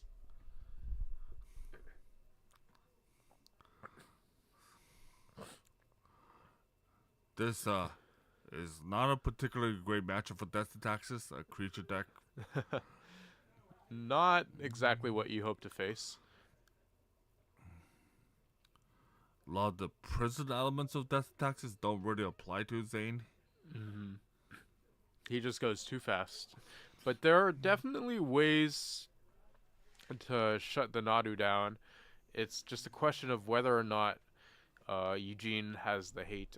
Of course, with a new set like Modern Horizons 3 having just come out, the meta is still rather volatile and unpredictable. So it's worth to note here for your legacy players that Nadu is not a draw effect, even though it does seem like it. It is templated where you put the card in your hand. So just Yeah. if you're thinking about how to stop Nadu, that's stuff like Hull Breacher, Orcish Bowmasters don't really do the job. Yeah, that is perhaps one of the most egregious, or not really, but one of the stranger things about. We'll call it an Nadu's oversight design. on Watsy's part. There were many oversights, let's say, about the card on Watsy's. Yeah, why is Watsy's it part. so big? It's a 3/4 flyer for 3. Why shouldn't it be? But jokes aside, yeah, Nadu getting around draw effects like Orcish Bowmasters, Narset, Hullbreacher is incredibly crucial, and bypasses a lot of the usual hate that you might see in a main deck in Legacy. Whereas you kind of have to target it with, no pun intended, with more targeted hate, really. We see Disruptor Flutes coming in for Eugene. I'm not sure if he's got anything else, but it doesn't really shut down too much. It shuts down Wirewood Symbiotes and I guess the Elvish, what's it called? The Elvish Herder card, which gives things trample. But I suspect Zane after sideboard will be less Nadu combo focused and perhaps more traditional elves and trying to aggro. Never Eugene thought I'd out. see the day where you gotta bring hate for Elvish Herder. Yeah. Seems like Eugene kept a solid 7 with a good amount of interaction. There's swords, Stoneforge Mystic, some lands and Giver Runes, it looks like. A lot of redundancy, perhaps a little reactive, but not a bad place to be. There's Giver of Runes on turn 1. I believe there might already be a Cauldron Complete in hand, so if this Stoneforge were to come out early, you could certainly see that. And Coming having into that play. active Mother of Runes is gonna be very big for that Stoneforge. Yeah. It's not gonna matter too much, I don't think, in this matchup because Zane's deck doesn't really interact with the board very much. Instead, it wants to be the board that demands answers or interaction, really. So we're gonna see a Witch Enchanter on the land side, and the Stoneforge Mystic coming down turn 2, as predicted. He bolted himself with that second mana. Yeah, hopefully it won't matter too much. There's the Batter Skull to stabilize it if the life is needed. Okay, but Zane is simply going quite fast with this hand. It looks like there's a Nadu loaded up with Gaia's Cradle and Verdant Catacombs. So just needs to find either something like a Natural Order, a Zenith, or just any way to start doing things with Nadu. And And he's Eugene got, leading on the all proven Cauldron here again. yeah. The fastest clock you can assemble is a 5/5 indestructible haste by turn 3, which isn't that bad by legacy standards. And he gets to deploy the battle scroll next turn, so it's a good deal. Yeah.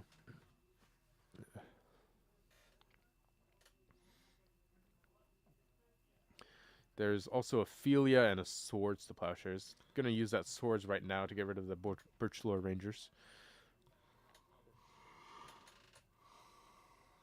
Okay.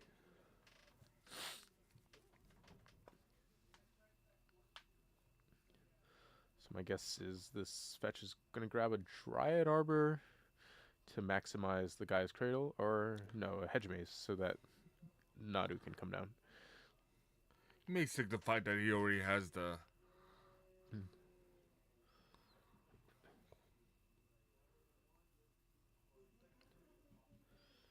Okay. Just thinking about the likes it. Surveil. He's keeping it on top. We'll see what it is. Probably most likely a spell. Once upon a time, it looks like.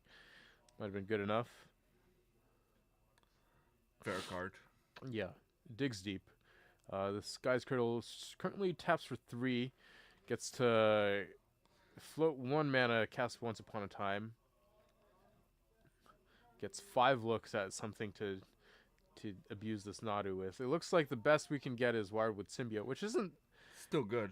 which isn't super great because it's capped at once per turn. But yeah, getting to use it on their turn as well is a nice function of the card. Okay, so Nadu triggers, getting another Wirewood Symbiote, which is actually great because this means that he gets to do it twice per turn, perhaps just as Nadu intended. I'm sure. Yeah.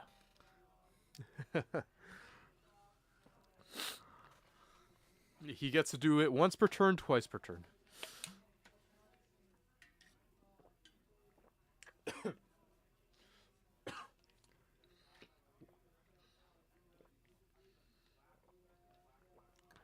Force of Vigor, the pickup from Nadu.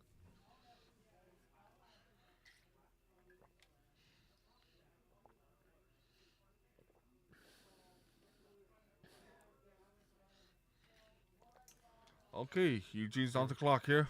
Yep. It's more of a He needs to do something. train of triggers. Oh my gosh. And a natural order. Oh, That's a good draw if you're in Zane's spot. quote unquote draw. And so with the swords on the stack, we're going to see Nadu, or rather the Oh, Wired yeah. Wood Pretty good, symbiote Why trying not? to use the Nadu multiple times.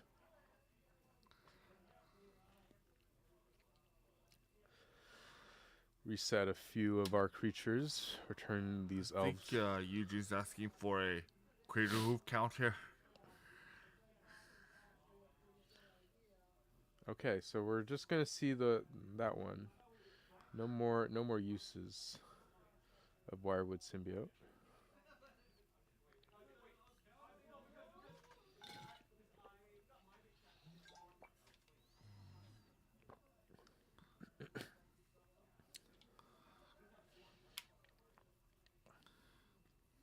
So, with players deep in the tank here, it's how Eugene gets back into this game. I'm not sure. Especially if he does not have a direct counterplay to natural order. He could be. Yeah, it seems that there's not a great line. This Cauldron instead is being left back on defense, which is not really what Cauldron was built to do, but I suppose it's not the worst either. But it appears to me that if everything goes according to Zane's plan, he should have a Very big enough substantial. Crater Hoof this turn. Gonna fetch. Does he have a second Dryad Arbor? Yes, I believe it's in the deck. It is. There we go. Sacrificing the Dryad Arbor. Getting the... He's just gonna go for it. Yep. It's going to be for +6. 6. That might be enough. Well, they would Because be. the crater roof is nullified by the cauldron, everything else is Yeah. going to get light of day. Yeah, there'll be 7/7s that can attack. So it'll be 28 coming across. So if there are swords to plowshares involved, then that might be good enough. But that Batter Skull probably won't do it.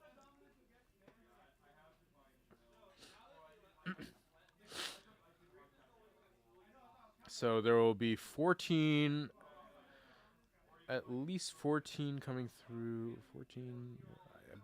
They got trampled, so I don't think there's a way for there to be a way for Eugene to survive this attack. I think 19 is guaranteed to come through. 1922.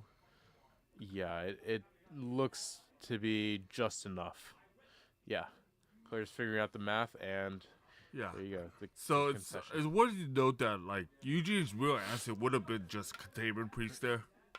Yes. Unfortunately, did not look like he has access to that card, or it's not in his sideboard. Yeah, there just had to be one right then and there. Not a lot of other ways, and the Giver of Runes unfortunately wasn't of much help.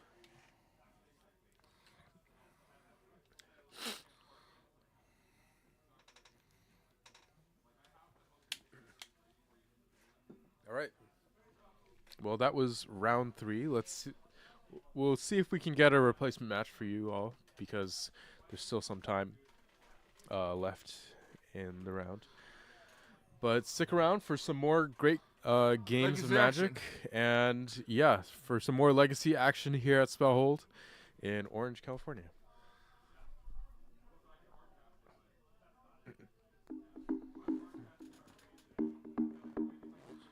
Can you get through?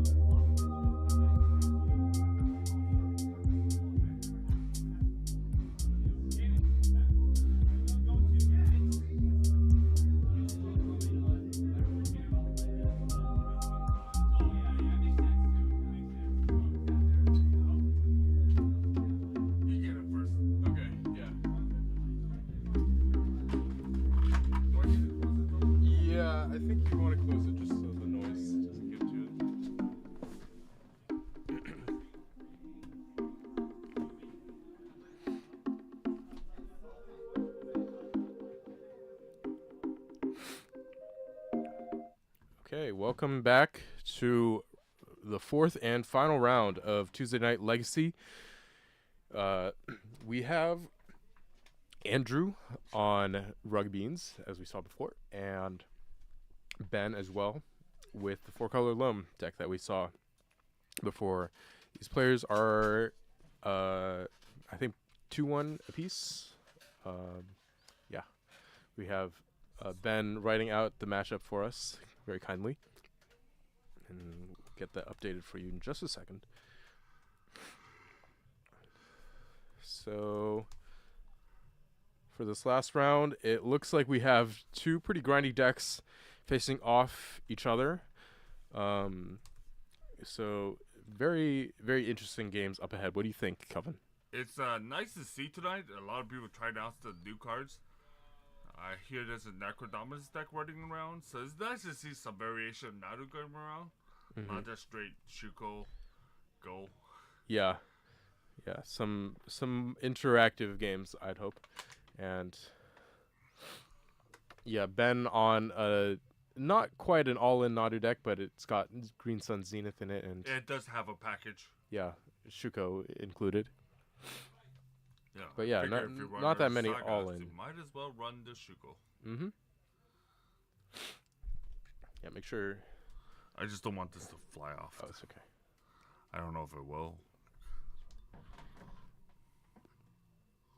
Okay, so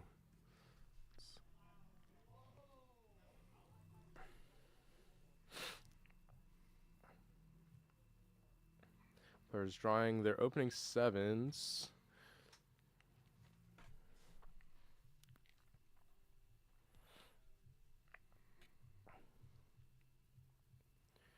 We've got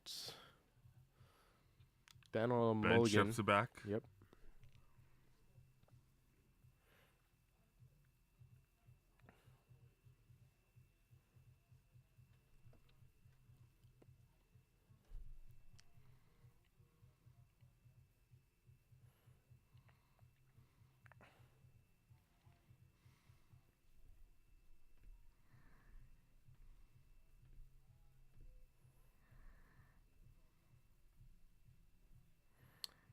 Okay. I believe if I were to take a stab in the dark, I think the four-color loam deck might be favored in this matchup, but it really depends on how many beanstalks that Andrew is able to accumulate. I'll bend these off with the Mox Wow. Diamond. Riftstone Portal Yeah, into the there's the yard. combo. That's kind of nice. Yep. Make all your lands half a green white. That was a neat card. I wonder if they had Mox Diamond in mind when they were making it. I don't know which came first. Mox Diamond came first, then Riftstone Portal. I was definitely around during that time when that was. Mm-hmm. It was a thing for a little bit, but that club combination wasn't inherently popular when Legacy first started. Mm-hmm. Yeah. Okay, so we're this Orcish Bowmaster's attempting to ambush this Dragon's Rage Channeler, but Force of Will is going to have to keep it in check.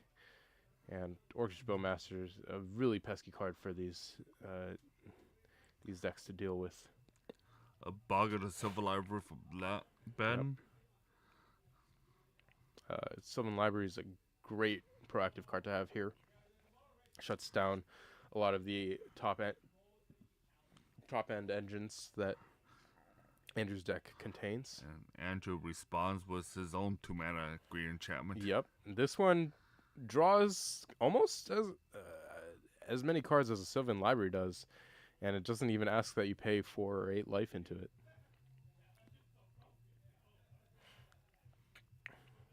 So how often, when you play Sylvan Library, is it a draw engine versus just a Miri's Guile? I think it's really dependent on the scenario of what it, because what I mean by that is often the situation changes quite quickly from when you play the Sylvan Library to when it actually activates on your next draw phase. And So, my experience with Silver Libraries, often I end up paying 4 life for a card that I would want to back up the card that I'm going to draw. Mm-hmm. Very rarely do I actually pay life for the 2 cards. Yeah. That seems somewhat risky sometimes. Yeah. I mean, The card's clearly powerful. yeah, it's a powerful card, but I guess in the world of Bowmasters, it's really fallen off quite a bit because drawing the extra cards comes at a cost already, and then with the Bowmasters, you can't even look at them unless if you want to take a bunch of life. Okay, so this Abrupt Decay on is the gonna beans. try to get rid of the Beanstalk.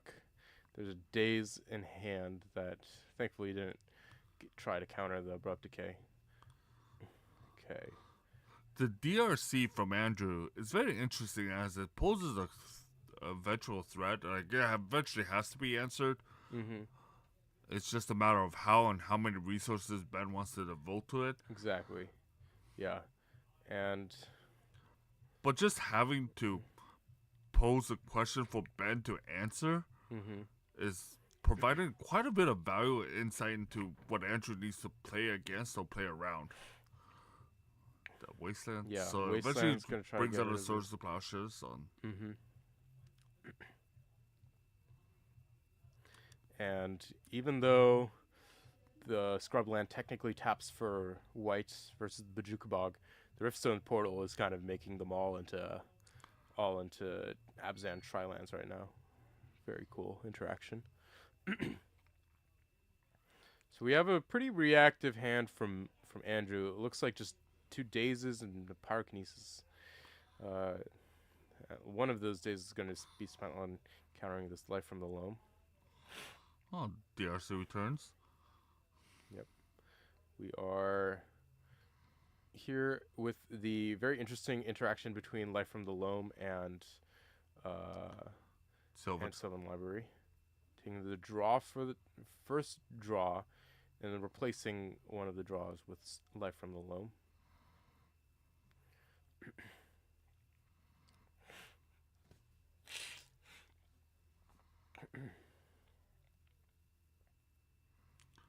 So, Ben's. Yep. So we're going to see another Daze countering this Loam. Right now, it seems like Andrew might have found one of the payoffs, either Murktide region or Eris. I think he was counting the costs, so it must have been Eris coming in off the top of the deck. And let's see if he has enough costs. No, it looks like there's only 2 different mana costs for spells right now, just 2 and a 5. So Eris would cost a total of 4 mana, I believe. But once another mana value is found, he can cast this amazing legend that we have yet to see hit the battlefield on camera this tonight. Yeah, we have talked about it for a couple rounds. Yeah. I'm actually not aware of what this card is. So it itself is an expensive flyer with prowess, and then whenever you cast spells, it makes 4/4 dragons. Elemental Warlock. Flying Prowess. Yes. Let's. Interesting. Yes. So it's a 4/4 flying prowess, 8 blue-red, but it gets reduced by 2 mana for every different mana value among instants and sorceries in your graveyard. And then when you cast your second spell each turn, you create a 4/4 red dragon elemental with flying and prowess, just like Eris, the creature that produces them. Ben, under the gun here, I think he got his Lone Force. Okay. Yeah. So Andrew seems to be keeping a chokehold on this game. Has seen it. Drawing the Nadu off the Sylvan Library. Can't really pay much life here if you're Ben. Has to just play out this Nadu as a blocker for DRC. But if it can get removed, then Andrew might have this one locked up. Or even just tap down for a turn.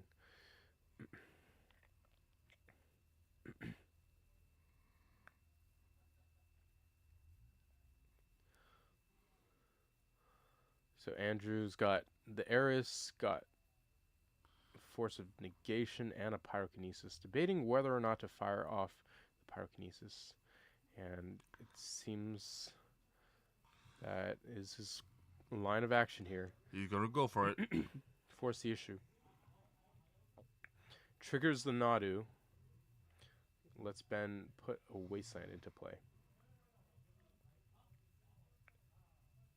Surveilling up the Beanstalk into the graveyard with the Dragon's Rage Channeler. And there's no out for Ben. So Andrew cleanly takes this one. 1-0. Heading into game 2 for these players. Much of this game 2 is gonna come down to what comes in for both sides. A lot of elemental blasts of both sides. They have access to both of them. Ben, I don't think he has red. them. Maybe he has blue ones, but it looks like he had Fluster Storms that he chose not to bring in. Leyline of the Voids that are coming in, and let's see what else.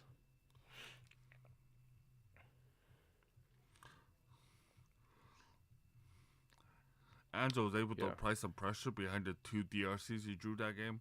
Mm-hmm. Did a lot of work. Yeah. Put Ben within striking distance where he has to commit resources to defending his life points. Mm-hmm. So that in itself has value. Yep. You can see it in the construction of the deck there, and and how it played out there. So Yes. Yeah, Andrew's deck is indeed quite good at applying pressure if it can cobble together a draw with some Dragon's Rage Channelers and Murktide Regents, as the two nicely complement each other. It seems like he's opting for some interaction in the form of Pyroblasts over the suite of Fire Ices that came in the main board.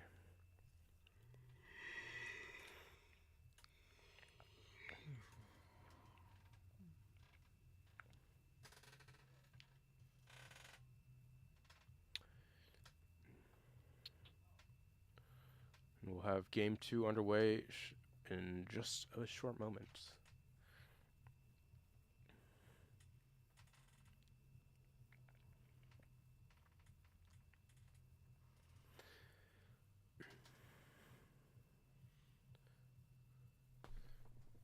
Really, with the cards like Up the Beanstalk and Sylvan Library, I think that both of these players can recover from mulligans quite well, but I do think that they hurt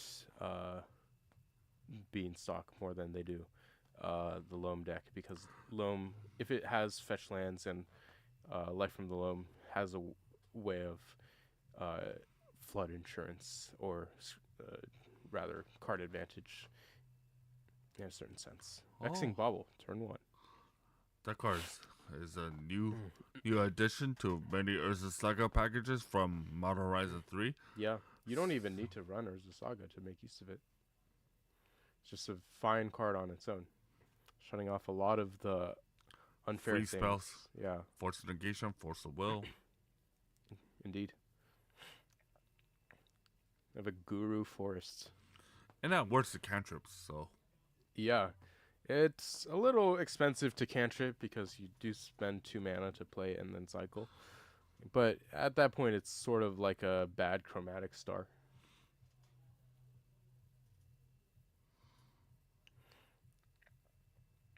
Okay. We see Ben opting for the stable mana here, fetching basics when he can, to try to play around any wastelands that Ben might have. you can make a construct. Yeah.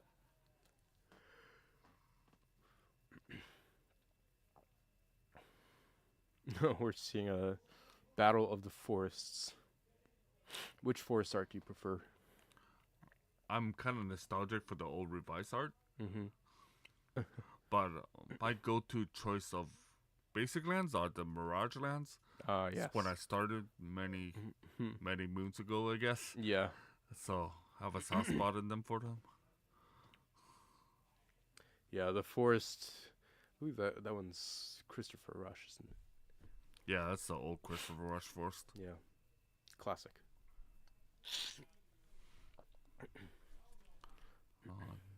No construct from on the way out for the saga. Yep. We likely found a better use of mana. Maybe it's a Light from Nadu? the Loam or a Nadu. Yeah. We'll see if he just grabs a If there's a right here. Shuko here, I think there's only one One thing answer. it can be. Yeah. But he might go for the Lavaster Roots, which is kind of like the The aggressive play. yes. Or in some ways getting Shuko could be more aggressive because this Lavaspur Boots will probably do more in the late game, giving your creatures haste and, you know, accepting the fact that it costs 1 mana to equip for the option of Oh, loam. yeah, making things stronger later. And there's the Loam. So it's gonna be a little ancestral recall for lands here. This is a little worrisome for Andrew as this loam engine is very strong Yeah. and poses a bit of inevitability here for Ben's side. Mm-hmm. Yeah, and we see Abrupt Decay clean up the beanstalk. Ben is really firing on all cylinders here. Yeah, he has. Now that his spells are protected from counter spells from the Vexing Bauble. Uh-huh. Yeah, these forces are just rotting away Yeah. in Andrew's hand. And Vexing Bauble is even better against Andrew because his deck is predicated on so many free spells anyway. Like the Pyrokinesis. He's equipped the Yeah, boots, coming in for, boots. I think that's 1, 2, 3, Four? 4, 5. 4. Yeah, I think it's 4 5. plus 1, 5. 5. Yeah.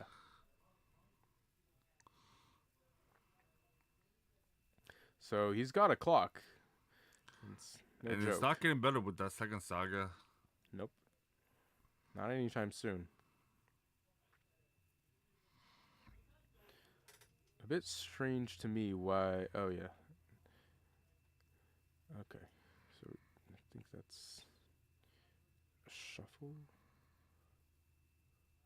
Just Andrew spinning his wheels here. Sometimes when you're in that position where you're just waiting to die, not a great Mhm. feeling. Nope. You can see the top cards of your deck all you want, but they're not going to matter here. They Let's- don't change. Yeah. It's a very shiny. I think it's an island coming down for Andrew. It looks like a Godzilla land, but it looks like a forest given all the glare.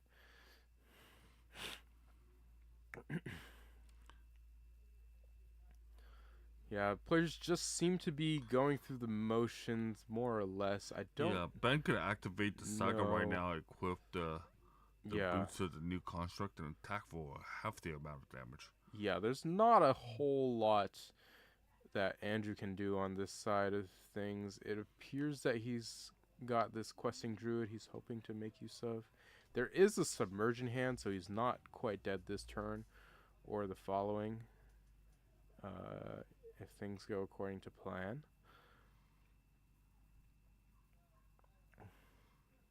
So we're gonna see Seek the Beast being used to exile the top 2 cards. Can play them until next turn.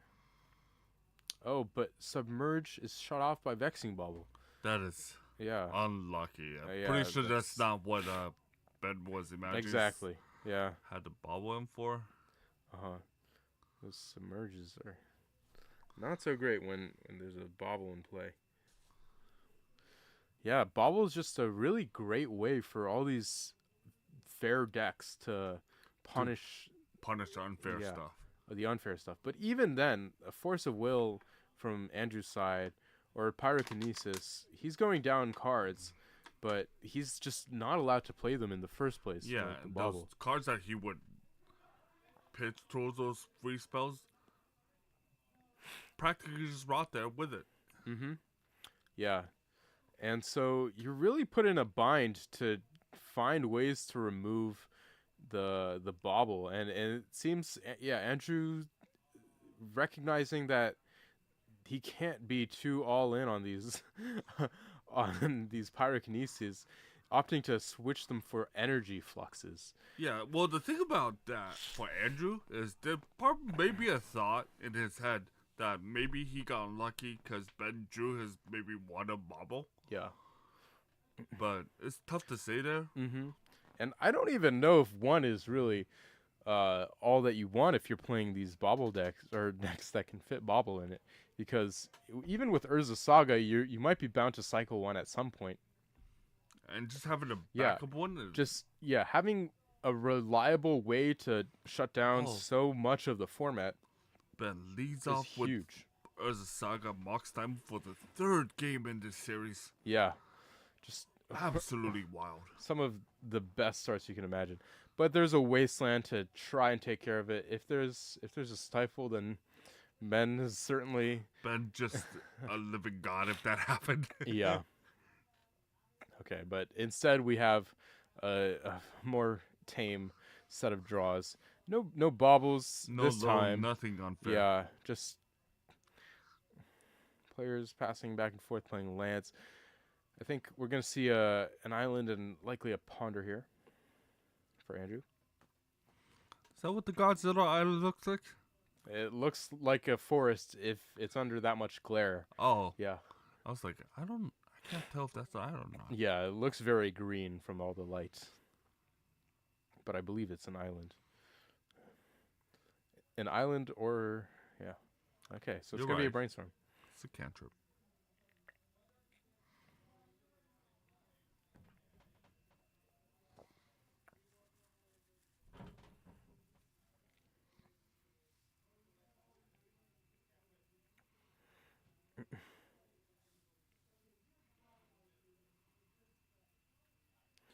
Putting away this red elemental blast.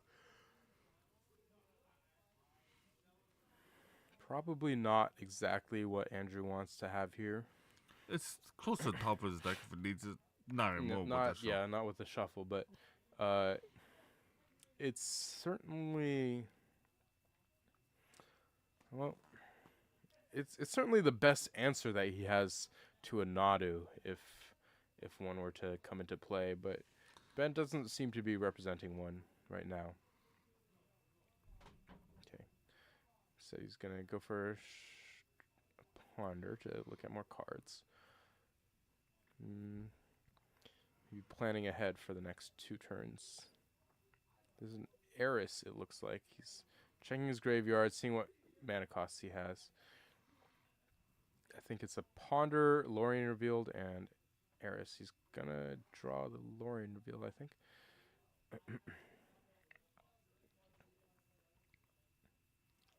Field of the Ben Dead. just playing Field of the Dead and passing. Weirdly, with Mox Diamond a little bit slower here. Mm-hmm.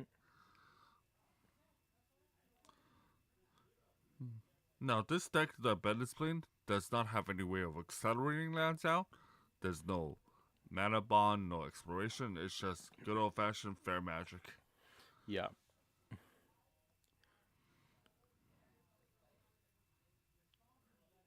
Another brainstorm coming in. Okay. I think that beanstalk is what Andrew was really hoping to see. Hopefully there's another land to go with it. Okay. Gotta Lorien go find it Revealed. the hard way. Yeah. So no beanstalk coming down this turn, but a volcanic island nonetheless makes an appearance. And we have yet another cantrip. It's what the deck does.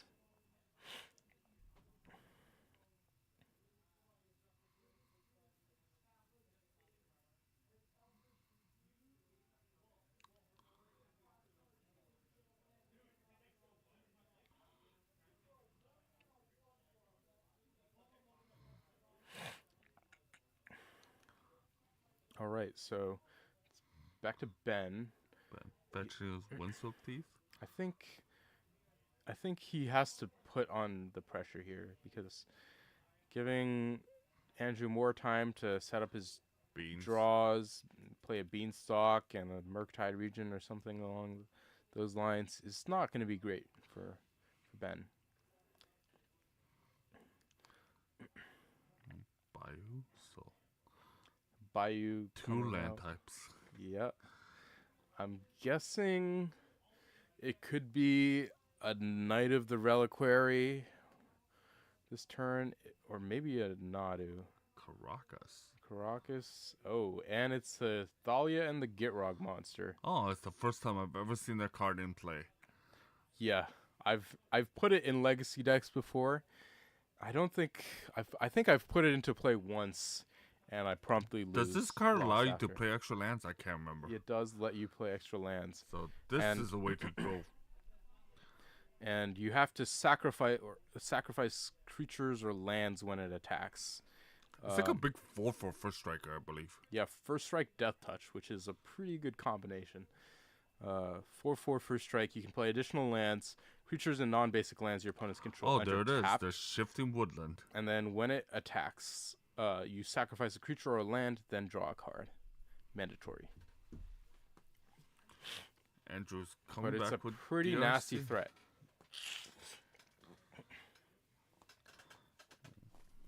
Yep. So, Dragon's Rage Chandler added up the Beanstalk. Ben correcting Andrew because his non-basic lands and creatures enter tapped. From the Thalia to Gibrok? Yes. Oh, yeah. That's like a callback to the big Thalia. Mm-hmm. Yeah, Heretic Cathar Blues? correct. Oh, this Thalia and Gibrok really putting the work here. Yep. Now it's going to go to town.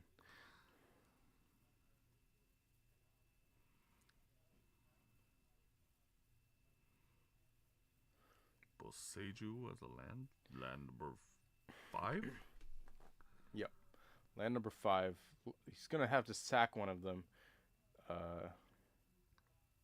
this He's got Thalia. Submerges, Yeah, submerging, triggering the Beanstalk. triggering the Dragon's Rage Chandler as well. Can always make the case to Caracas it just doesn't get stuck on top of your library. Yeah. And could just replay That it. that might be a good idea if you're Ben here. This way you just draw it immediately, get to cast it this turn. Interesting. So choosing not to.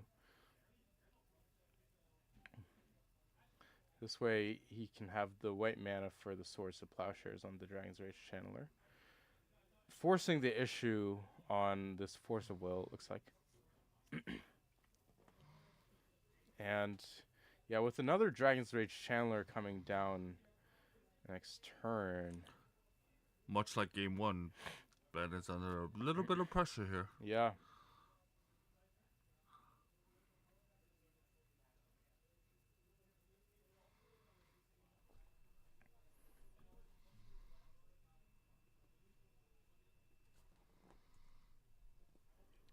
Do need to fix that. Escape tree.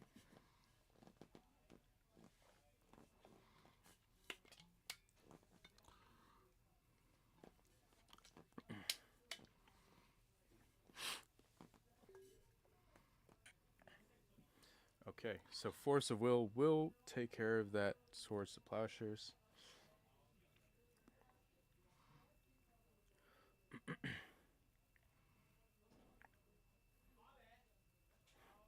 Counting the different mana costs that are in the graveyard, it looks to be 3. So if there's an Eris coming down, it's gonna be a total of 2 mana to play. Or, no, 4 mana. Sorry.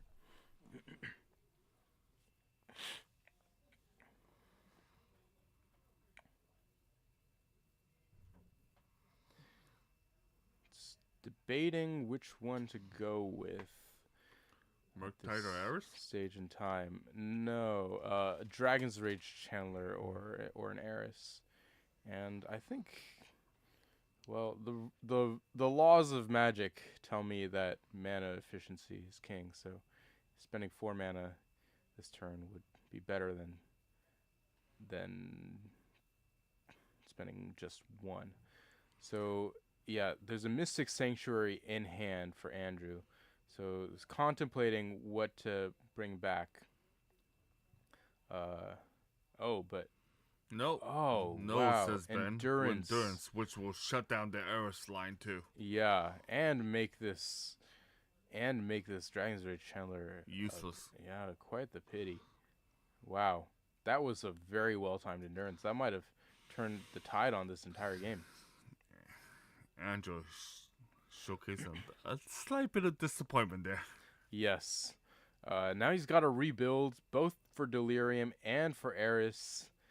And now it's not looking so good, but there's still time. yeah, thankfully there's another channeler. Not too much to go along with it, but if if he can chain some spells off the top of the deck, then we might have a battle on our hands. Does it get wrong again?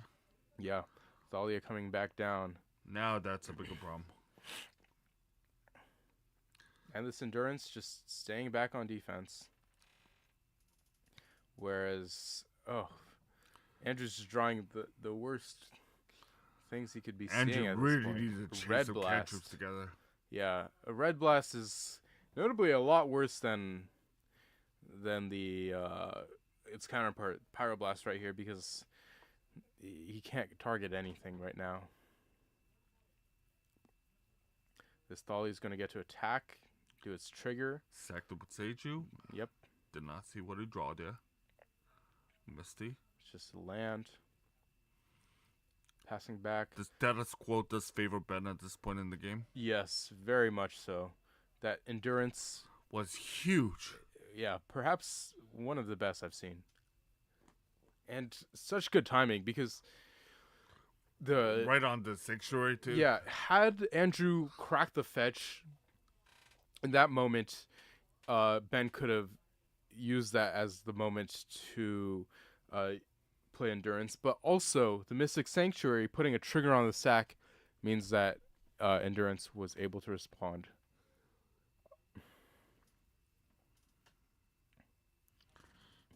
Or rather, that Ben was able to respond with endurance, whereas otherwise he wouldn't have. Quite crucially. Wasteland's probably going to go after Karakas, or the Field of the Dead here. Yeah, it's getting to that point that if he's gonna come back and play the game, Yeah, he can't lose to the field of that. that's right. But Ben's able to get aggressive here, and there's not too much that Second the fetch land. Andrew can do here. Yeah.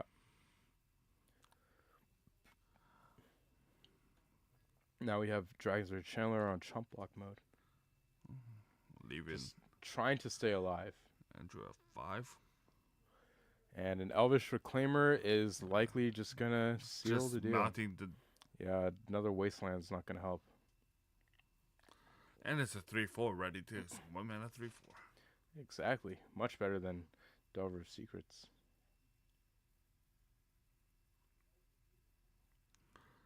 I think Wasteland the shift in Woodland. Mm-hmm. Not that it really matters here. There's just too much for Andrew to keep up with. I think this is all but over. Green Sun Zenith for 0. Just gonna grab a Dryad Arbor, as Zeniths do.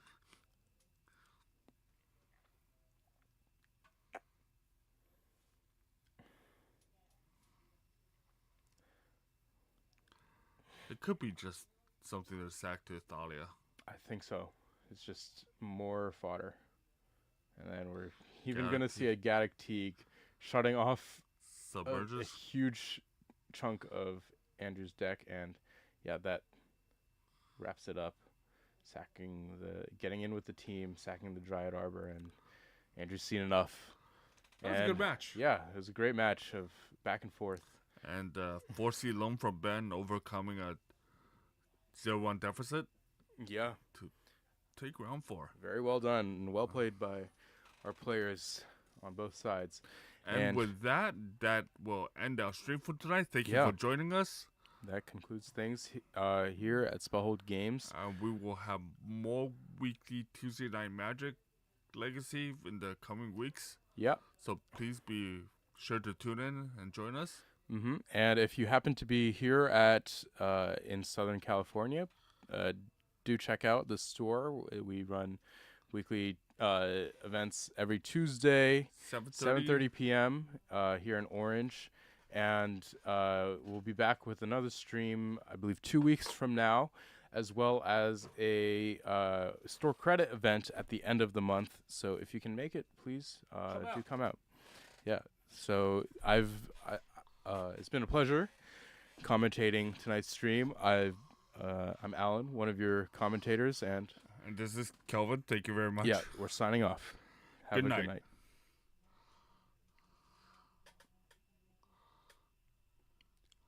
Alan, it was a pleasure. Yeah.